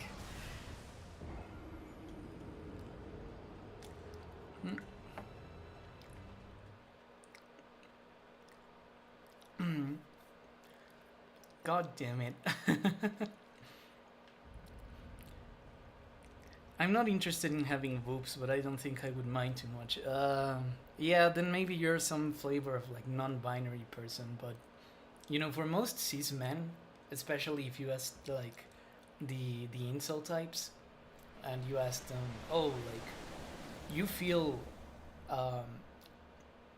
dating as a woman is easier. So if you were to make like an economic calculation problem and say, I want to date so much that, you know, if you're actually trying to min-max your odds according to your belief system, would you actually transition? And you know, most of them would tell you no. They would say, no, I want a girlfriend, not to become the girlfriend, right? So yeah, that's kind of like the mindset of those guys, and most of those guys are cis men, so yeah.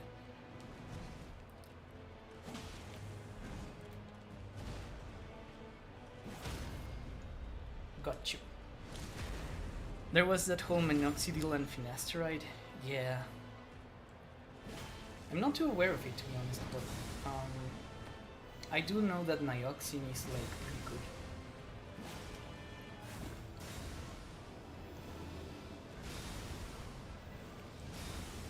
The only problem with nioxin is that you need to take it forever, or it's more kind of like if you stop taking it, you will resume the point you were in hair loss prior to the taking of doxxing, so it will just like once you start, you're not supposed to stop, I guess. That's kind of like how it is. But you know, for that's what a lot of people do. Like when you buy like a normal brand of like shampoo, people always typically tend to stick with one. So if it's kind of already a sort of lifestyle, you know, not a lifestyle, a lifetime product. Oh shit! I had like a brain fart today. I froze.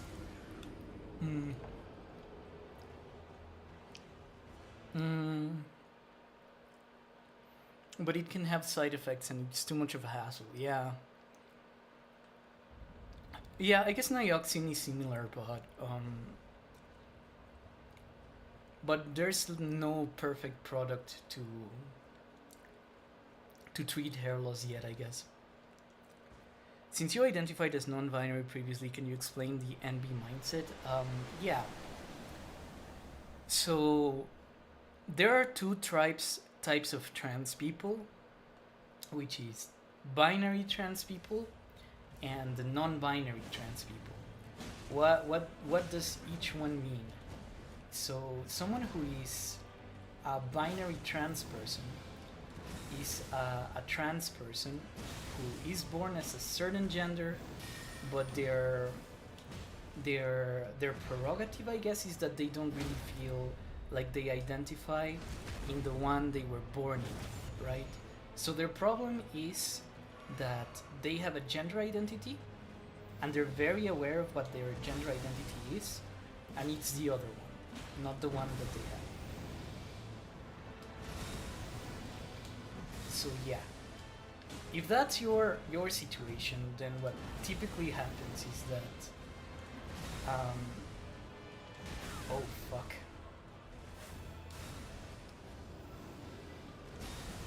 Yeah, what typically happens is that you will get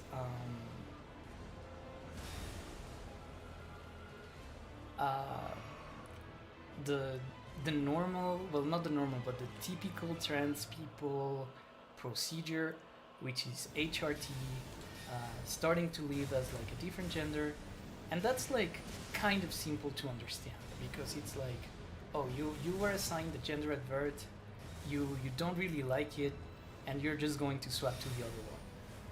So it's simple to get, right? You know, I guess you could say a lot of people don't get it, but the mechanics themselves are not super complicated. It's just there are two ways of doing things, and instead of doing way A, you want to do way B. Something like that.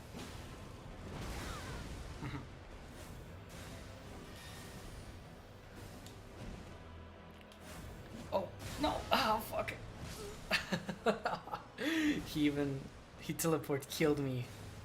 But if you're a non-binary trans person, what's going on in your head is very different. What's going on with you is that you believe you have this very deep-seated conviction that neither of the genders really works for you. And yeah, you know what? I needed to fucking kill him, but my game needs to change. I will use more fire.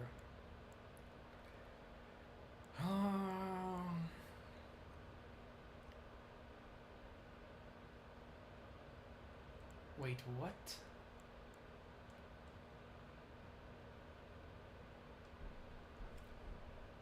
Okay. Yeah, so you don't really feel like you fit in either, and I identified as that because even though I'm a trans woman, when I identified as a trans woman, and I did so for a very long time, I didn't really feel like I was like most women I had met, nor that I was like most trans women I had met up until that point. So yeah, for me it felt like I have an identity. It's not really a gender identity because it's not like, you know, gender is not something I even think about.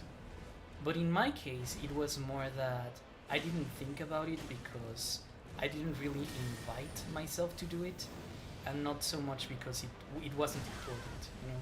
It's more like, oh, I just don't bother. It's like, yeah, like I don't really want to think about the subject, or I don't really feel the subject is important. So instead of living out as a trans woman, I will make the choice to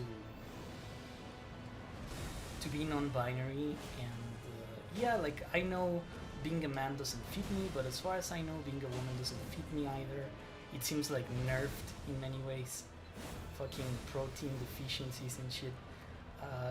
So yeah.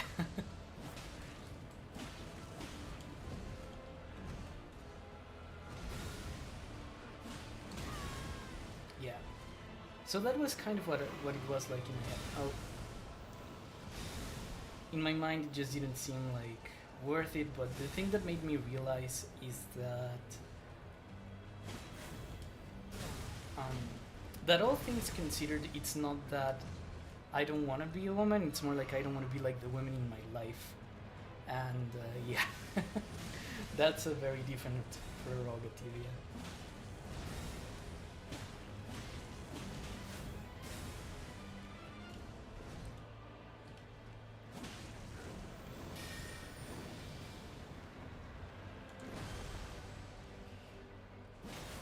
Oh, no. Oh, fuck. Yeah. Same with the two I mentioned. The systemic can mess with your hormones, and you have depression if you can have depression if you stop. Yeah. Yeah, no, there's like no perfect product for hair loss as far as I'm aware. It's a lot of min-maxing and just kind of finding something that works for you. But you know, one thing I started discussing with like my doctors recently is that you don't really get how would I put this? There's no medical attention that can prevent aging. Like aging sucks. No matter what deal you get, like aging is gonna be bad. And the best thing you can do is like choose the kind of wear that you want to get the older you get. So, you know, if the wear you choose is the wear of, okay, maybe you age with the risk of certain diseases, but you age without hair loss potentially, and that's something that sounds like great to you, like, yeah, I'd rather keep my hair than be at risk of these diseases, then for some people that's kind of like worth the deal, and that's the kind of person for whom these medicines are right. Similarly with transgender, like HRT, there's some risks to the medicine if you are not in especially good health. So yeah. Oh.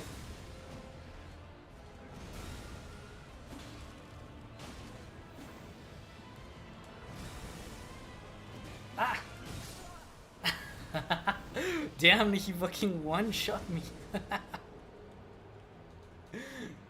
No, after I was doing so well. Late 30s hair loss is fine. Mid 20s hair loss, not so much. Yeah. I don't know, there's some like old dudes that have a bunch of hair. They seem kinda nice. I wonder what the hack is there. So what kind of woman do you want to be? I don't know, I guess I'll figure that on the go, but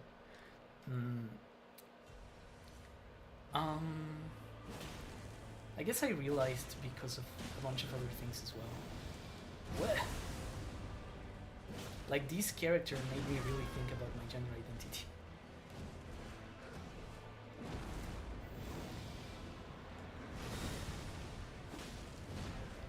Ooh. Oh no, oh no.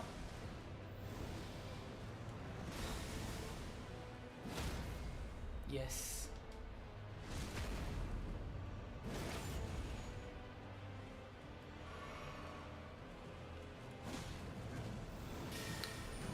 It's such a good flex that someone is beating your ass and then they make like a small pause to take a drink of something, like, yeah bro, like I can I can afford to drink. Yeah, like, come at me. Wow. Wow.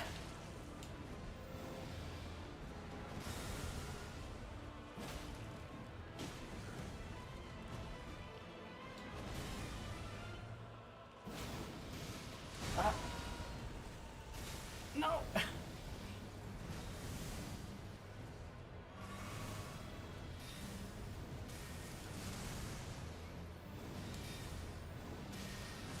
Fuck.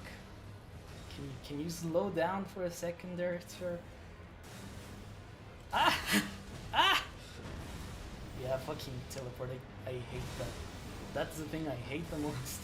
When he teleports. Ah, no, I missed. Ah!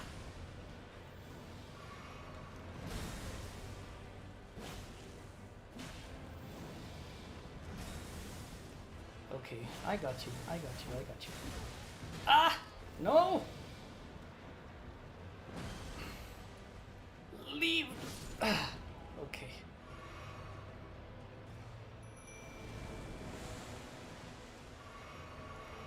Good. Ah. Okay, this is not the greatest way to start the second phase, but you know what? No guts, no glory. Wait, no! Get away from me.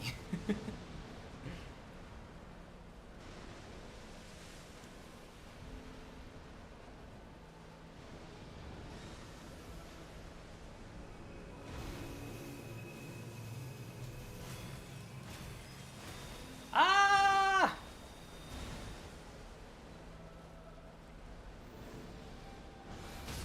Ah! Wow. That does a lot of damage. I wonder why... Huh.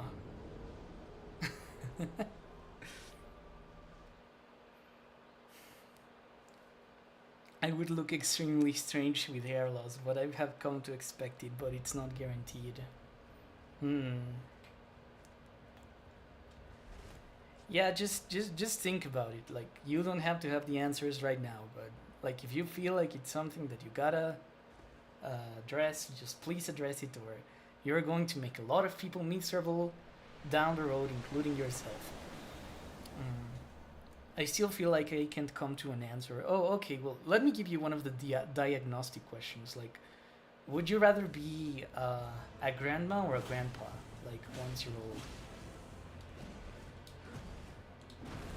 Like, in terms of how you could look, in terms of, like, how your grandchildren could address you, like, what's your end game there?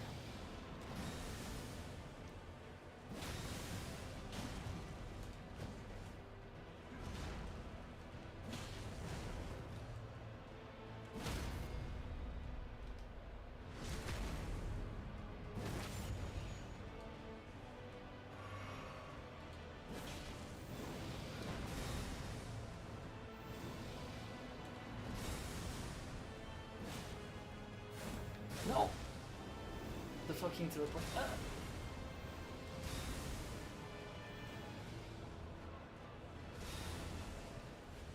Okay, this is the hard part for me.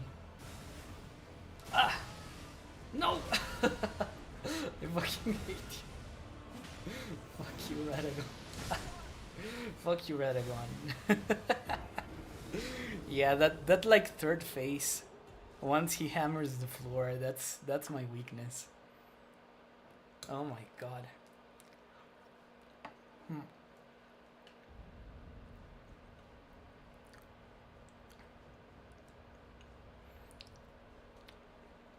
I don't want to think about aging, I want to stay youthful. Well, that's impossible. And the earlier you think about, the fact that you're gonna die, and the fact that that's going to be a part of your end game, the earlier you can start making decisions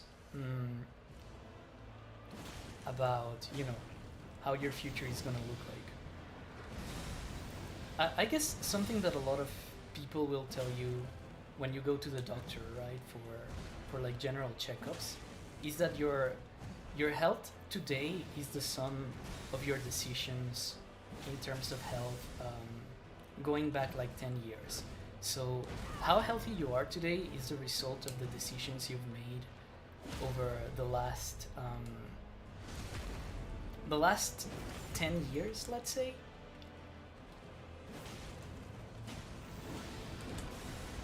So that's kind of like the angle you need to take when you choose your transition, because, you know, does a healthier version of you look like a version that had therapy for hormone replacement, things like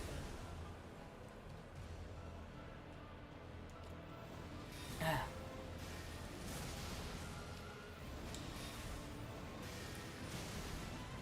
Yeah, dude, I know you do fucking arm all day, you can throw spears at me. Come and get me, come and get me, come and get me. Ah!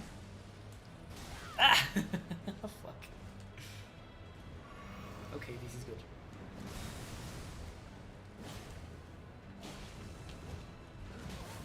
Ah! No!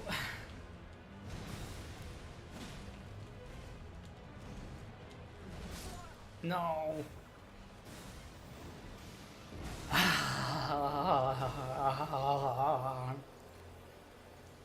Rip sin and coffee diet. Yeah, no. You know, gains are not forever. Also think about that. Like, if you're compromising your health for gains, don't do it, bro. It's not worth it. Once you reach that sweet andropause, like, you're not gonna be able to sustain that 170 grams of protein diet.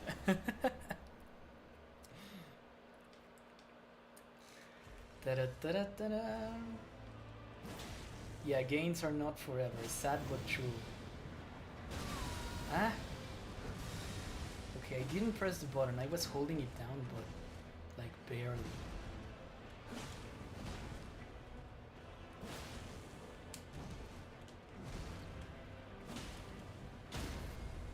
Ooh.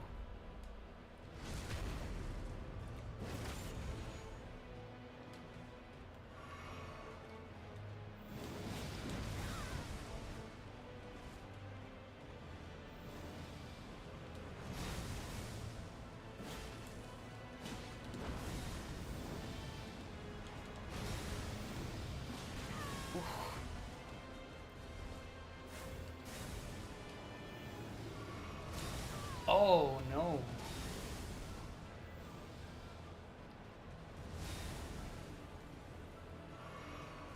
Good one, Radagon.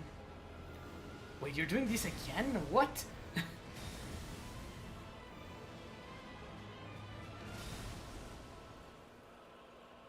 Alright, my guy. Now you're throwing your fucking lasers at me. Like a moron. Ah!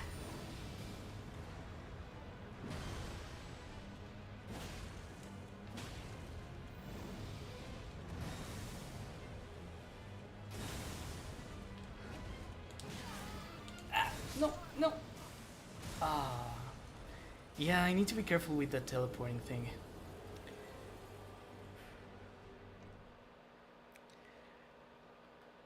I don't question my gender identity, but it would be interesting to see how other people, especially in my region, view me, because I would probably be the first neurodivergent man they meet IRL. Yeah, that's probably going to be your experience if you're autistic in a small town. It's less common in cities though. Choosing between looking like a grandma or a grandpa is like choosing between two bad options. Yeah, I guess. But you need to just keep in mind that's gonna happen, so think about it. Hey, how's it going? Going good! We finished the drawings for the Quebec series, so now I just decided to play video games for a while and stream. What? Yeah. I was doing good in the beginning, but now I'm just getting... getting my game handed to me. Yeah. Not great. but I'm relaxing, which is pretty nice. Then again, Joe Biden doesn't look that bad. I don't think he looks bad. Yeah, he kept most of his hair. He's like very well groomed. He seems like he exercises or like he's in very good shape. Um, so yeah, you know, when I look at Joe Biden, I do look at a guy who, for his age, he's done a lot of things to keep himself together. And this is probably going to be like a bit of a controversial opinion, even in the case of the United States, both for liberals and conservatives. But I think that a lot of people either don't know or choose to ignore that Joe Biden has a stutter, you know, and a lot of the reasons why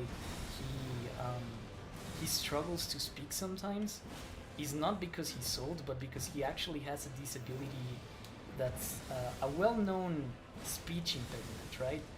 And I think it's kind of mean to treat someone who has like how would I say this?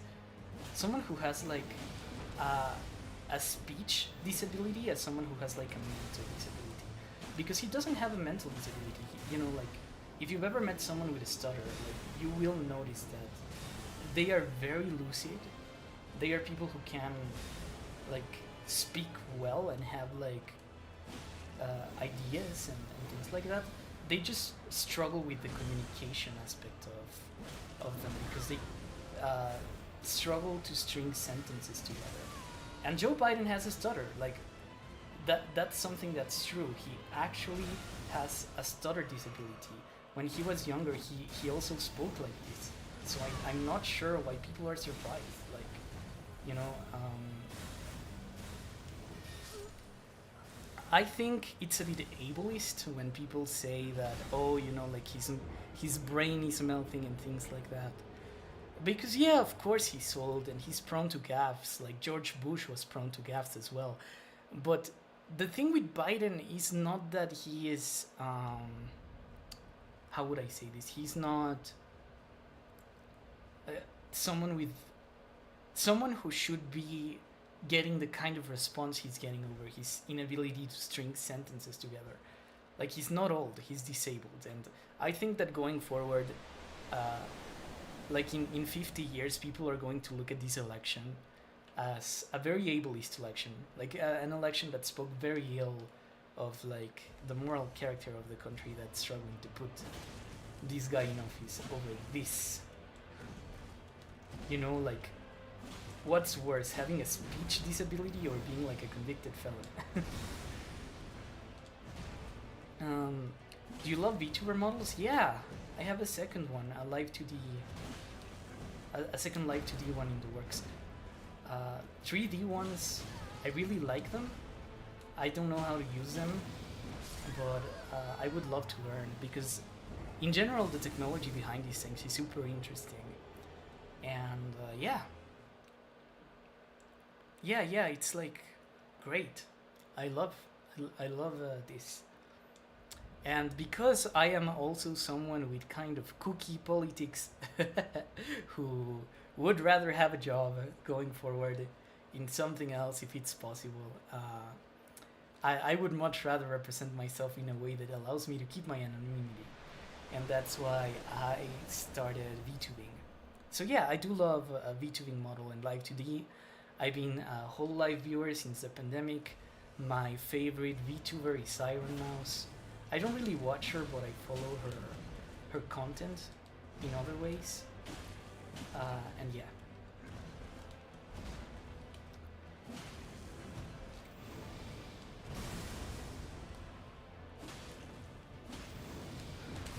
What?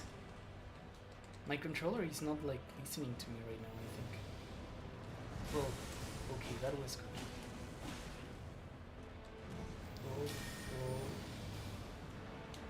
Nope. Nice. Okay, drink. Ah! Oh yeah, I forgot. No.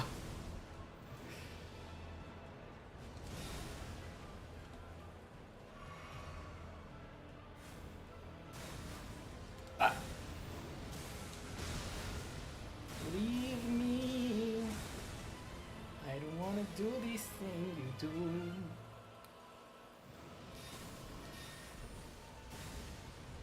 Just get close, my guy. Ah! Wait! My controller refused to roll. Ah, wait! My controller is refusing to roll. I'm not coping. I'm not coping. This is like an actual thing. Ah! Okay. Oh, that's cool. Would you be interested in VTuber models? Yeah, but I already have people who work with me for it.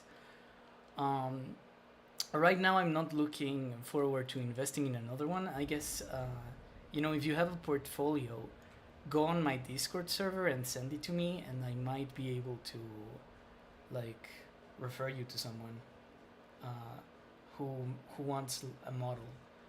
But yeah, like right now, I'm good. These things are very expensive. I'm not really looking forward to purchase more. And they're also like luxury products because, you know, the price of one of these is kind of like the price of a motorcycle if you're getting like a good one. So yeah, I don't really think these are like purchases you can make lightly. They're like investments. And they're very significant investments.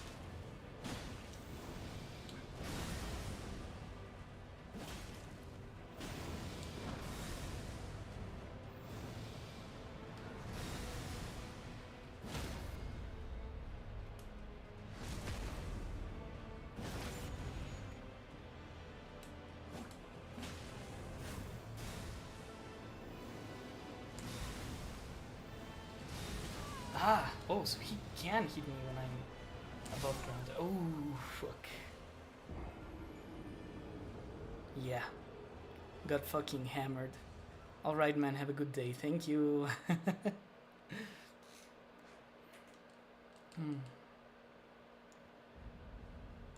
I mean, the USA or disability laws are not that good and really most untrusting in the goodwill business. Although the government jobs I heard are really good, saying they should be the model for the nation on treatment of disabled employees. Yeah, the thing is that if you're working in government, you're always going to be closer to government benefits, because in a private, in the private sector, there's a lot of ways that people can attempt to wiggle out of, yeah, of giving those services to people, but. If you're actually working on a government dependency, it's a lot harder for them to give you like a bad service. And yeah. Not a bad service, like bad benefits. Yeah, that's what they're called, benefits in English.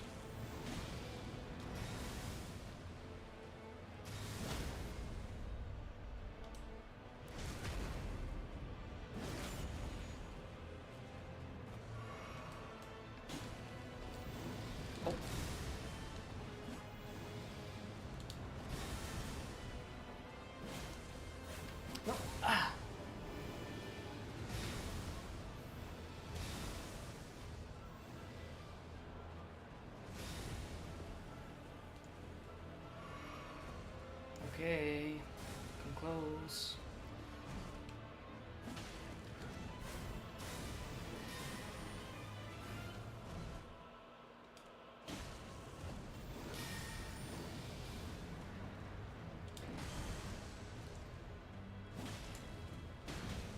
But that's like everywhere. Like in the government, you will always find people, you know, government jobs will always be competitive because of benefits. Because it's a lot harder for people to wiggle out of giving you benefits in those conditions. I feel my camera is tweaking because my model is freezing a lot more than normal. This is not something that usually happens. Yeah, like I'm looking at the footage and I'm looking that every so often I'm shaking around or oh, you know what? You know what it might be? My hair. Because typically when I'm streaming with a thing that removes my hair from my face. And right now I'm playing with like my hair on my face.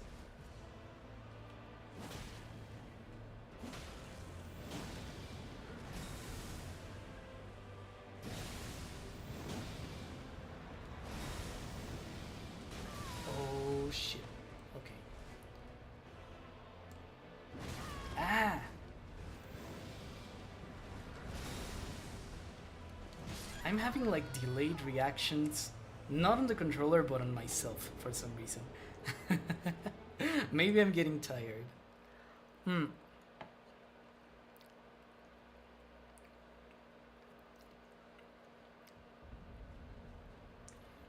But yeah, this is the last boss of the game. In my normal playthrough, this is where I left off. I think I'm gonna have to change the thumbnail because I didn't expect to be kicked out of my other saved file.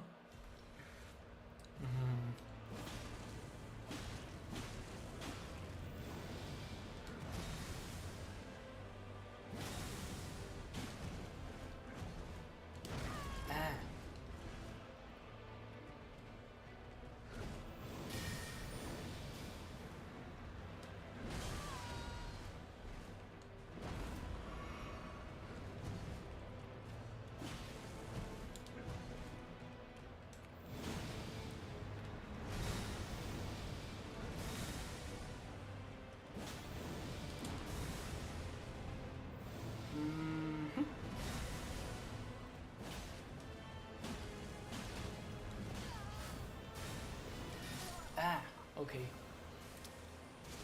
Fucking grilled. How could this happen to me? I've made my mistakes, got nowhere to run. Life goes on and it's like I've been taken away.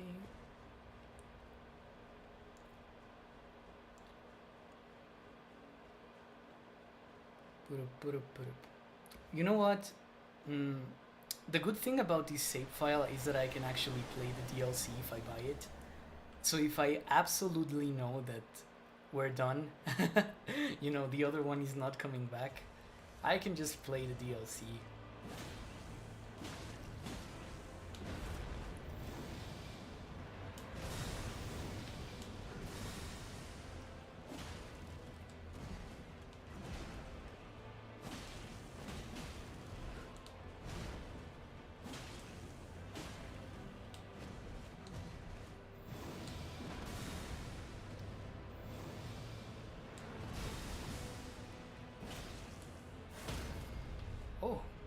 Oh, that's so good. No.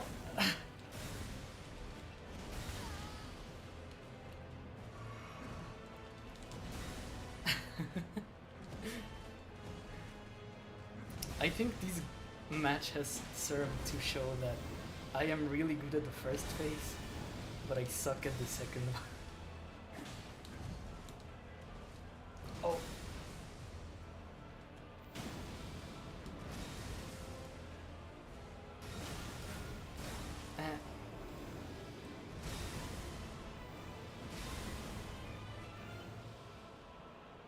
No! Okay. Come at me, bro. Ah! Oh, okay, so he wasn't even close. He just attempted it to hit me with the splash damage. That's a first for me. I had never seen him attempt that before. Oh, fuck. Oh, fuck. No. It's always that last phase.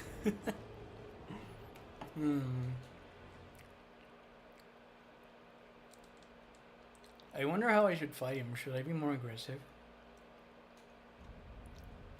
I think I'm doing decent damage. Like, the fights are... The way I'm fighting him right now, it looks like the fights are set up to be quite short.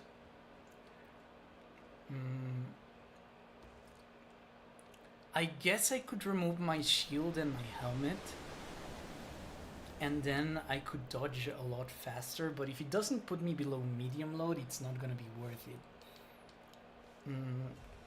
I'll try that next time.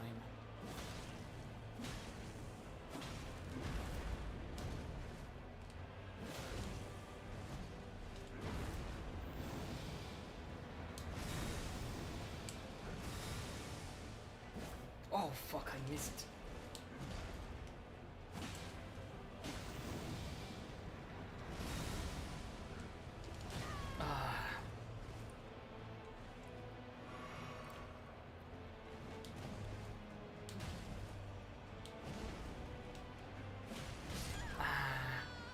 Yeah, okay.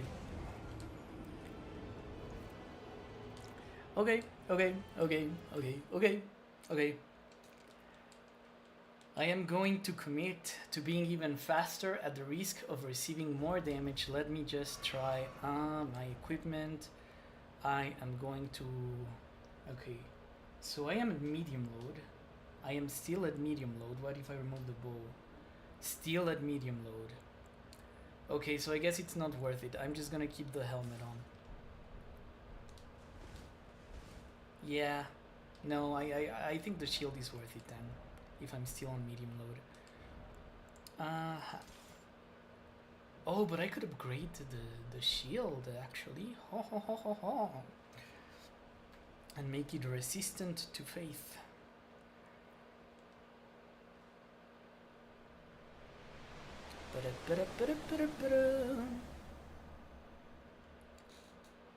I'm gonna fight him in like the more conservative style, I guess.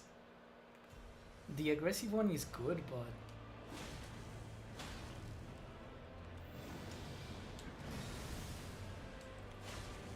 maybe slow and steady wins the race.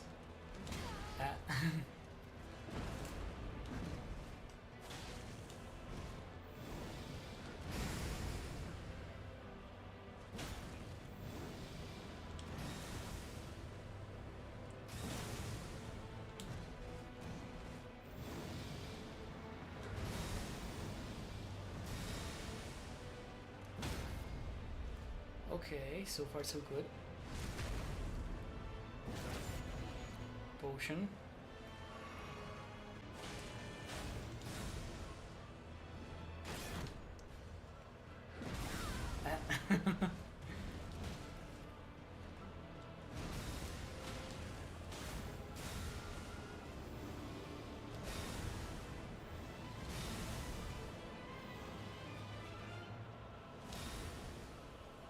One, two. Okay.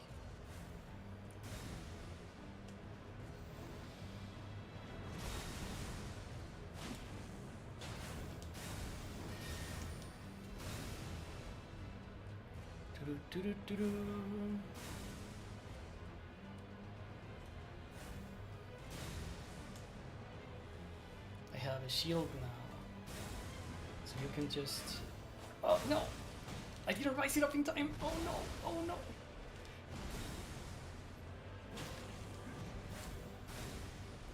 Man, I got fucking yeeted. Okay. Okay.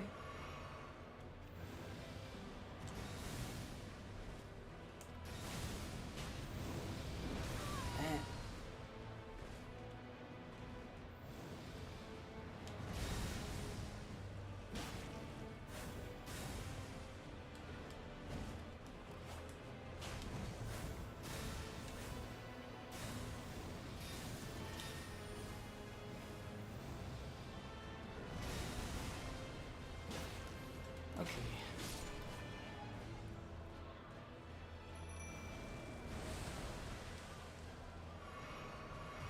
There we go.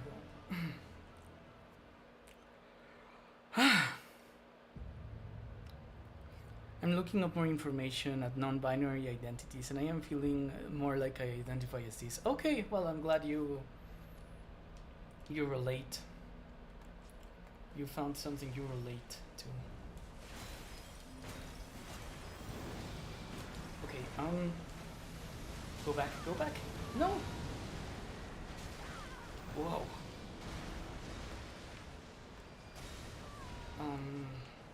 This is bad. I think I'm gonna have to go to my equipment and yeah.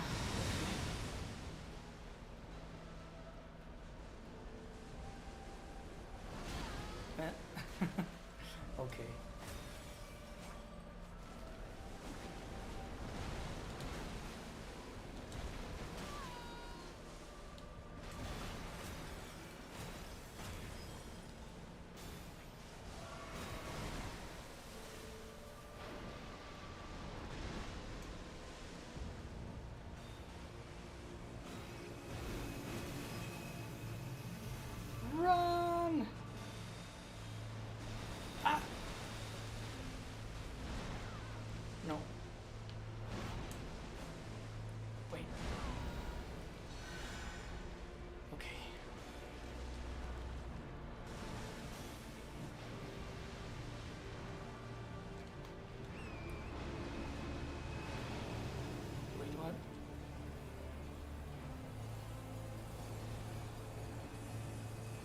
Oh no, they're going after him. They're going after my friend. Okay.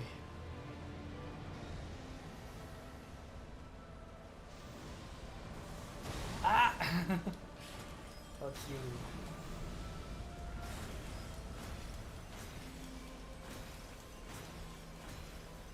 Okay, time to get out of here.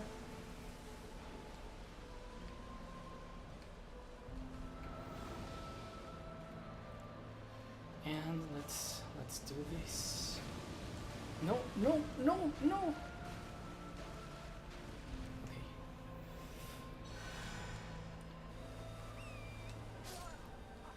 Okay.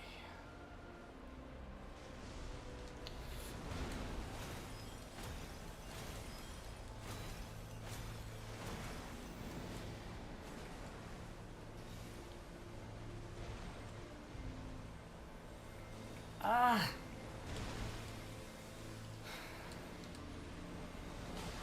Ah. Ah. Close, close, close. This is the closest we've gotten on stream. Let's go.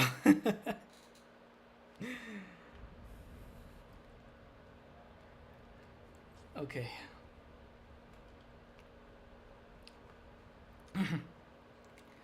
Okay, so it does help to fight him in a bit more of a conservative way.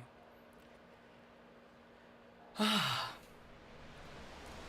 looking up more information about non-binary identities and I'm feeling more like I identify as this. Okay. Well, I'm glad you found something that works for you, Meteor.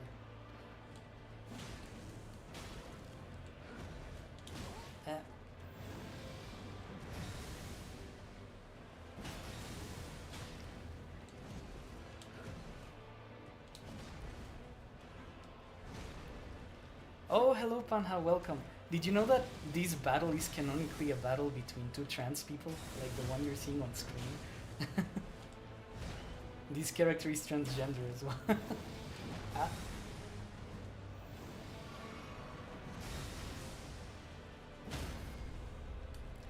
Ah. Pow, pow, pow, pow, pow.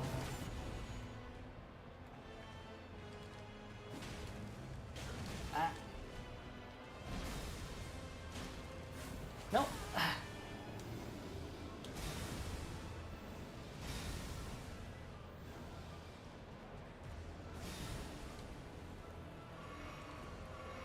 Let's go. Okay. Hard part, here we come.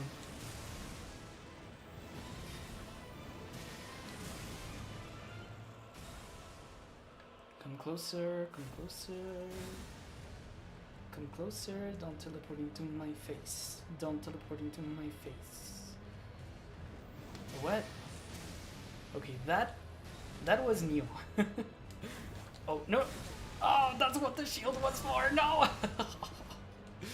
He fucking punishes me so bad for mistakes. I'm sorry, I make mistakes, Radical. Oh. Is this what you were like to your children, you deadbeat motherfucker? Okay. Ah. Nice.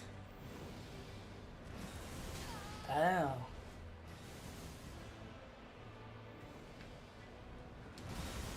No.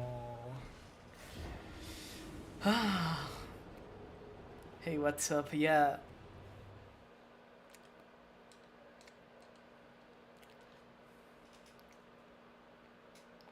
Was he using the right sword? Yeah, he was using the right sword.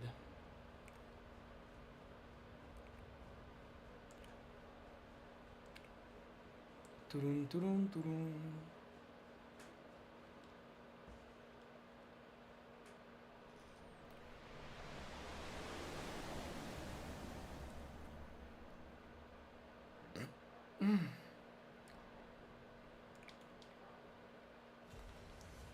In a bit of pain right now. Oh no!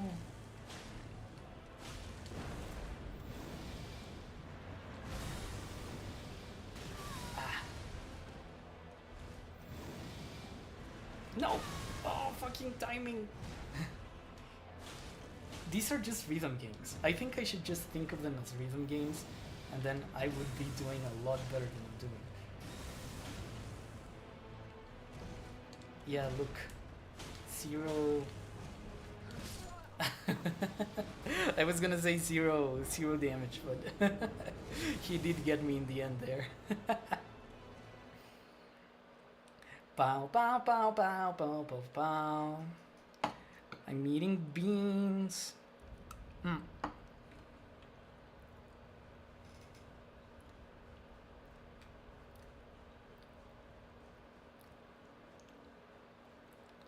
Anyway, you guys are seeing right now why I preferred to start a new game with my friends, because this boss is so hard that I just ended my playthrough. But I've come close to defeating him before.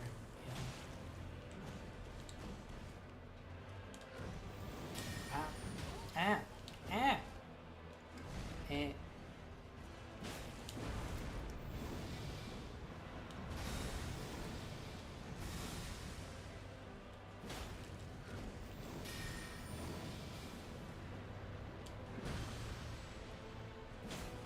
No! Oh god, that was such a...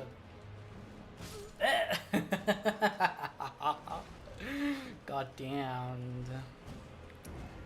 God damn. I've sent a request, please accept it, and I've sent my website. Okay. Once this playthrough is over, I will check it out, I guess. Did you go into the server, into like the self-promotion section, or what did you do exactly?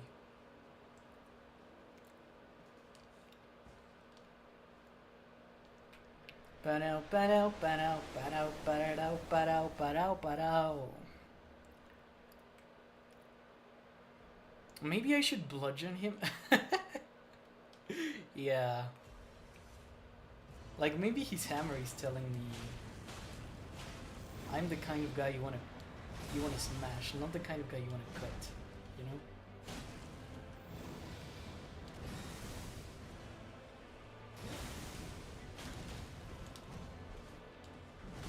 Oh, bad. Bad hit.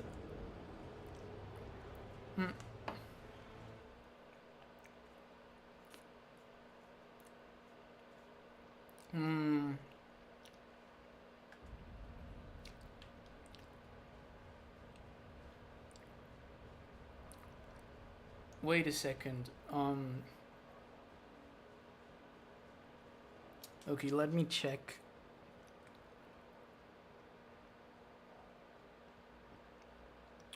Alright, I've accepted. If you want to send me like your thing, I can check it out, I guess.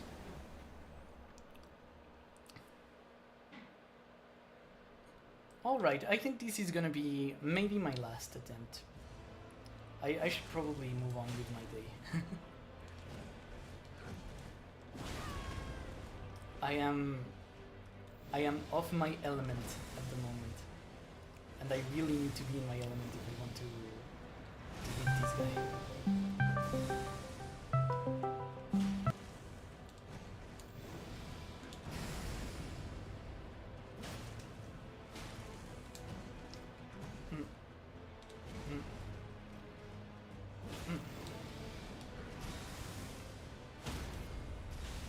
Okay.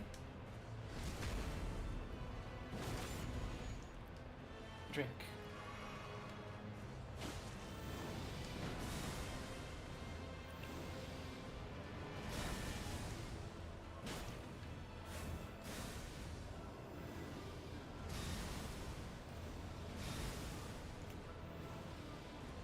Oh. Alright, here we go now.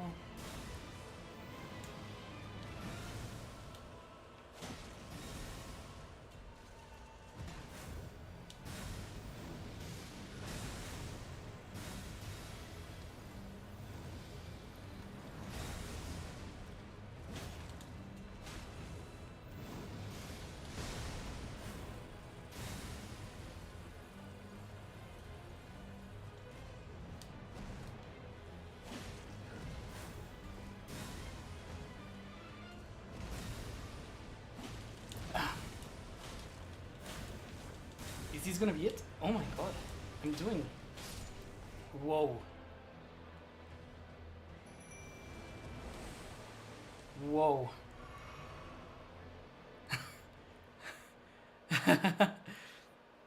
Sorry for calling. I didn't see that you were streaming. Oh yeah, no worries. I will check you in a second. Yeah. Hi crowd, welcome. Yes. Oh my god, I think this is my best run so far. Will this be my win? I guess we'll see.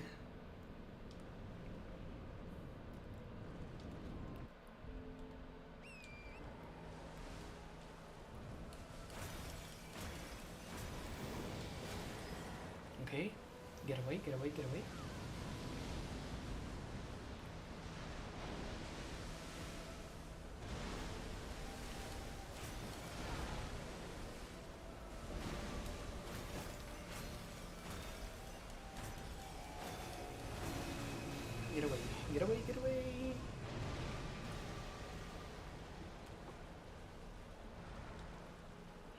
Now I guess I go after him. Wait, what? Where is he? There we go. What is that attack? Oh, I see. Who is he gonna target? My friend. Oh no.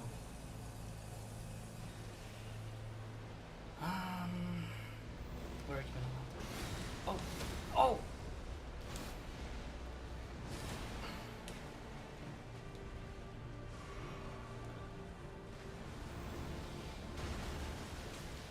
No! I guess I'm just not ready for this one. Don't worry, I wanted to vent. I almost finished the video, was rendering, and then Vegas crashed. Oh shit. Do you want me to render it? Like, we could do it like last time, if that works out for you. Ouch. Well, what a coincidence. Rap just lost a save in this game too. Yeah, I lost a save. It was very sad. So now I'm playing on my main account. I feel like that last run was kind of good, so I'm gonna try one last time, and if it doesn't succeed, I'm coming back later. And I'm gonna actually make like an accurate thumbnail. No, it's fine. Okay. Well, good luck. If you wanna talk when I end the stream, I'll call you. And what?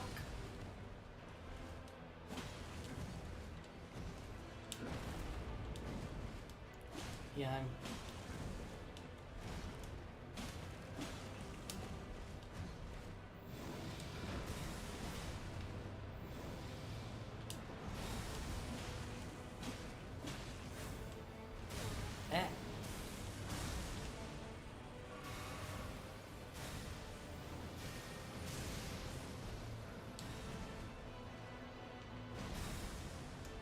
Oof.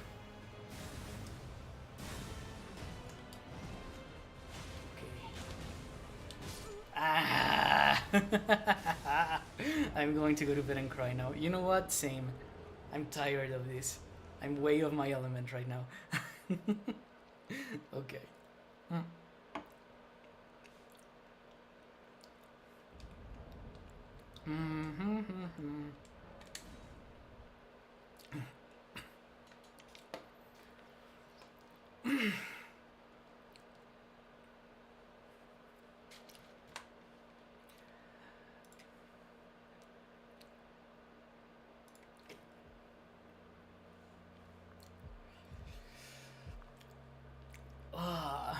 Alright guys, well, I'm kind of sad that we lost the Fire Vendor file. I'll see if I can do anything to retrieve it, but if not, that's okay. I think this one is good too, and yeah, I'm very happy to be able to stream again. Once I finish my videos, I will, once I finish the Quebec series, I'll try to stream regularly once again, the way I was doing at the beginning of the year. My walkthrough of the query with Oka has been made a little bit hard because Oka has not been feeling well. like she's a bit ill at the moment, and yeah, that's very unfortunate. But you know, things continue. My YouTubing continues. The many projects I have continue, and yeah, I gotta go right now because it's my brother's party, and I'll go attend. Later, when I get home, I will record the audio of Quebec 3, and I hope to have the headphones ready by today, and editing will begin. And yeah, that's what I have ahead for projects. If all goes well, you'll see the last episode of the Quebec series. Either next week or next week. So yeah.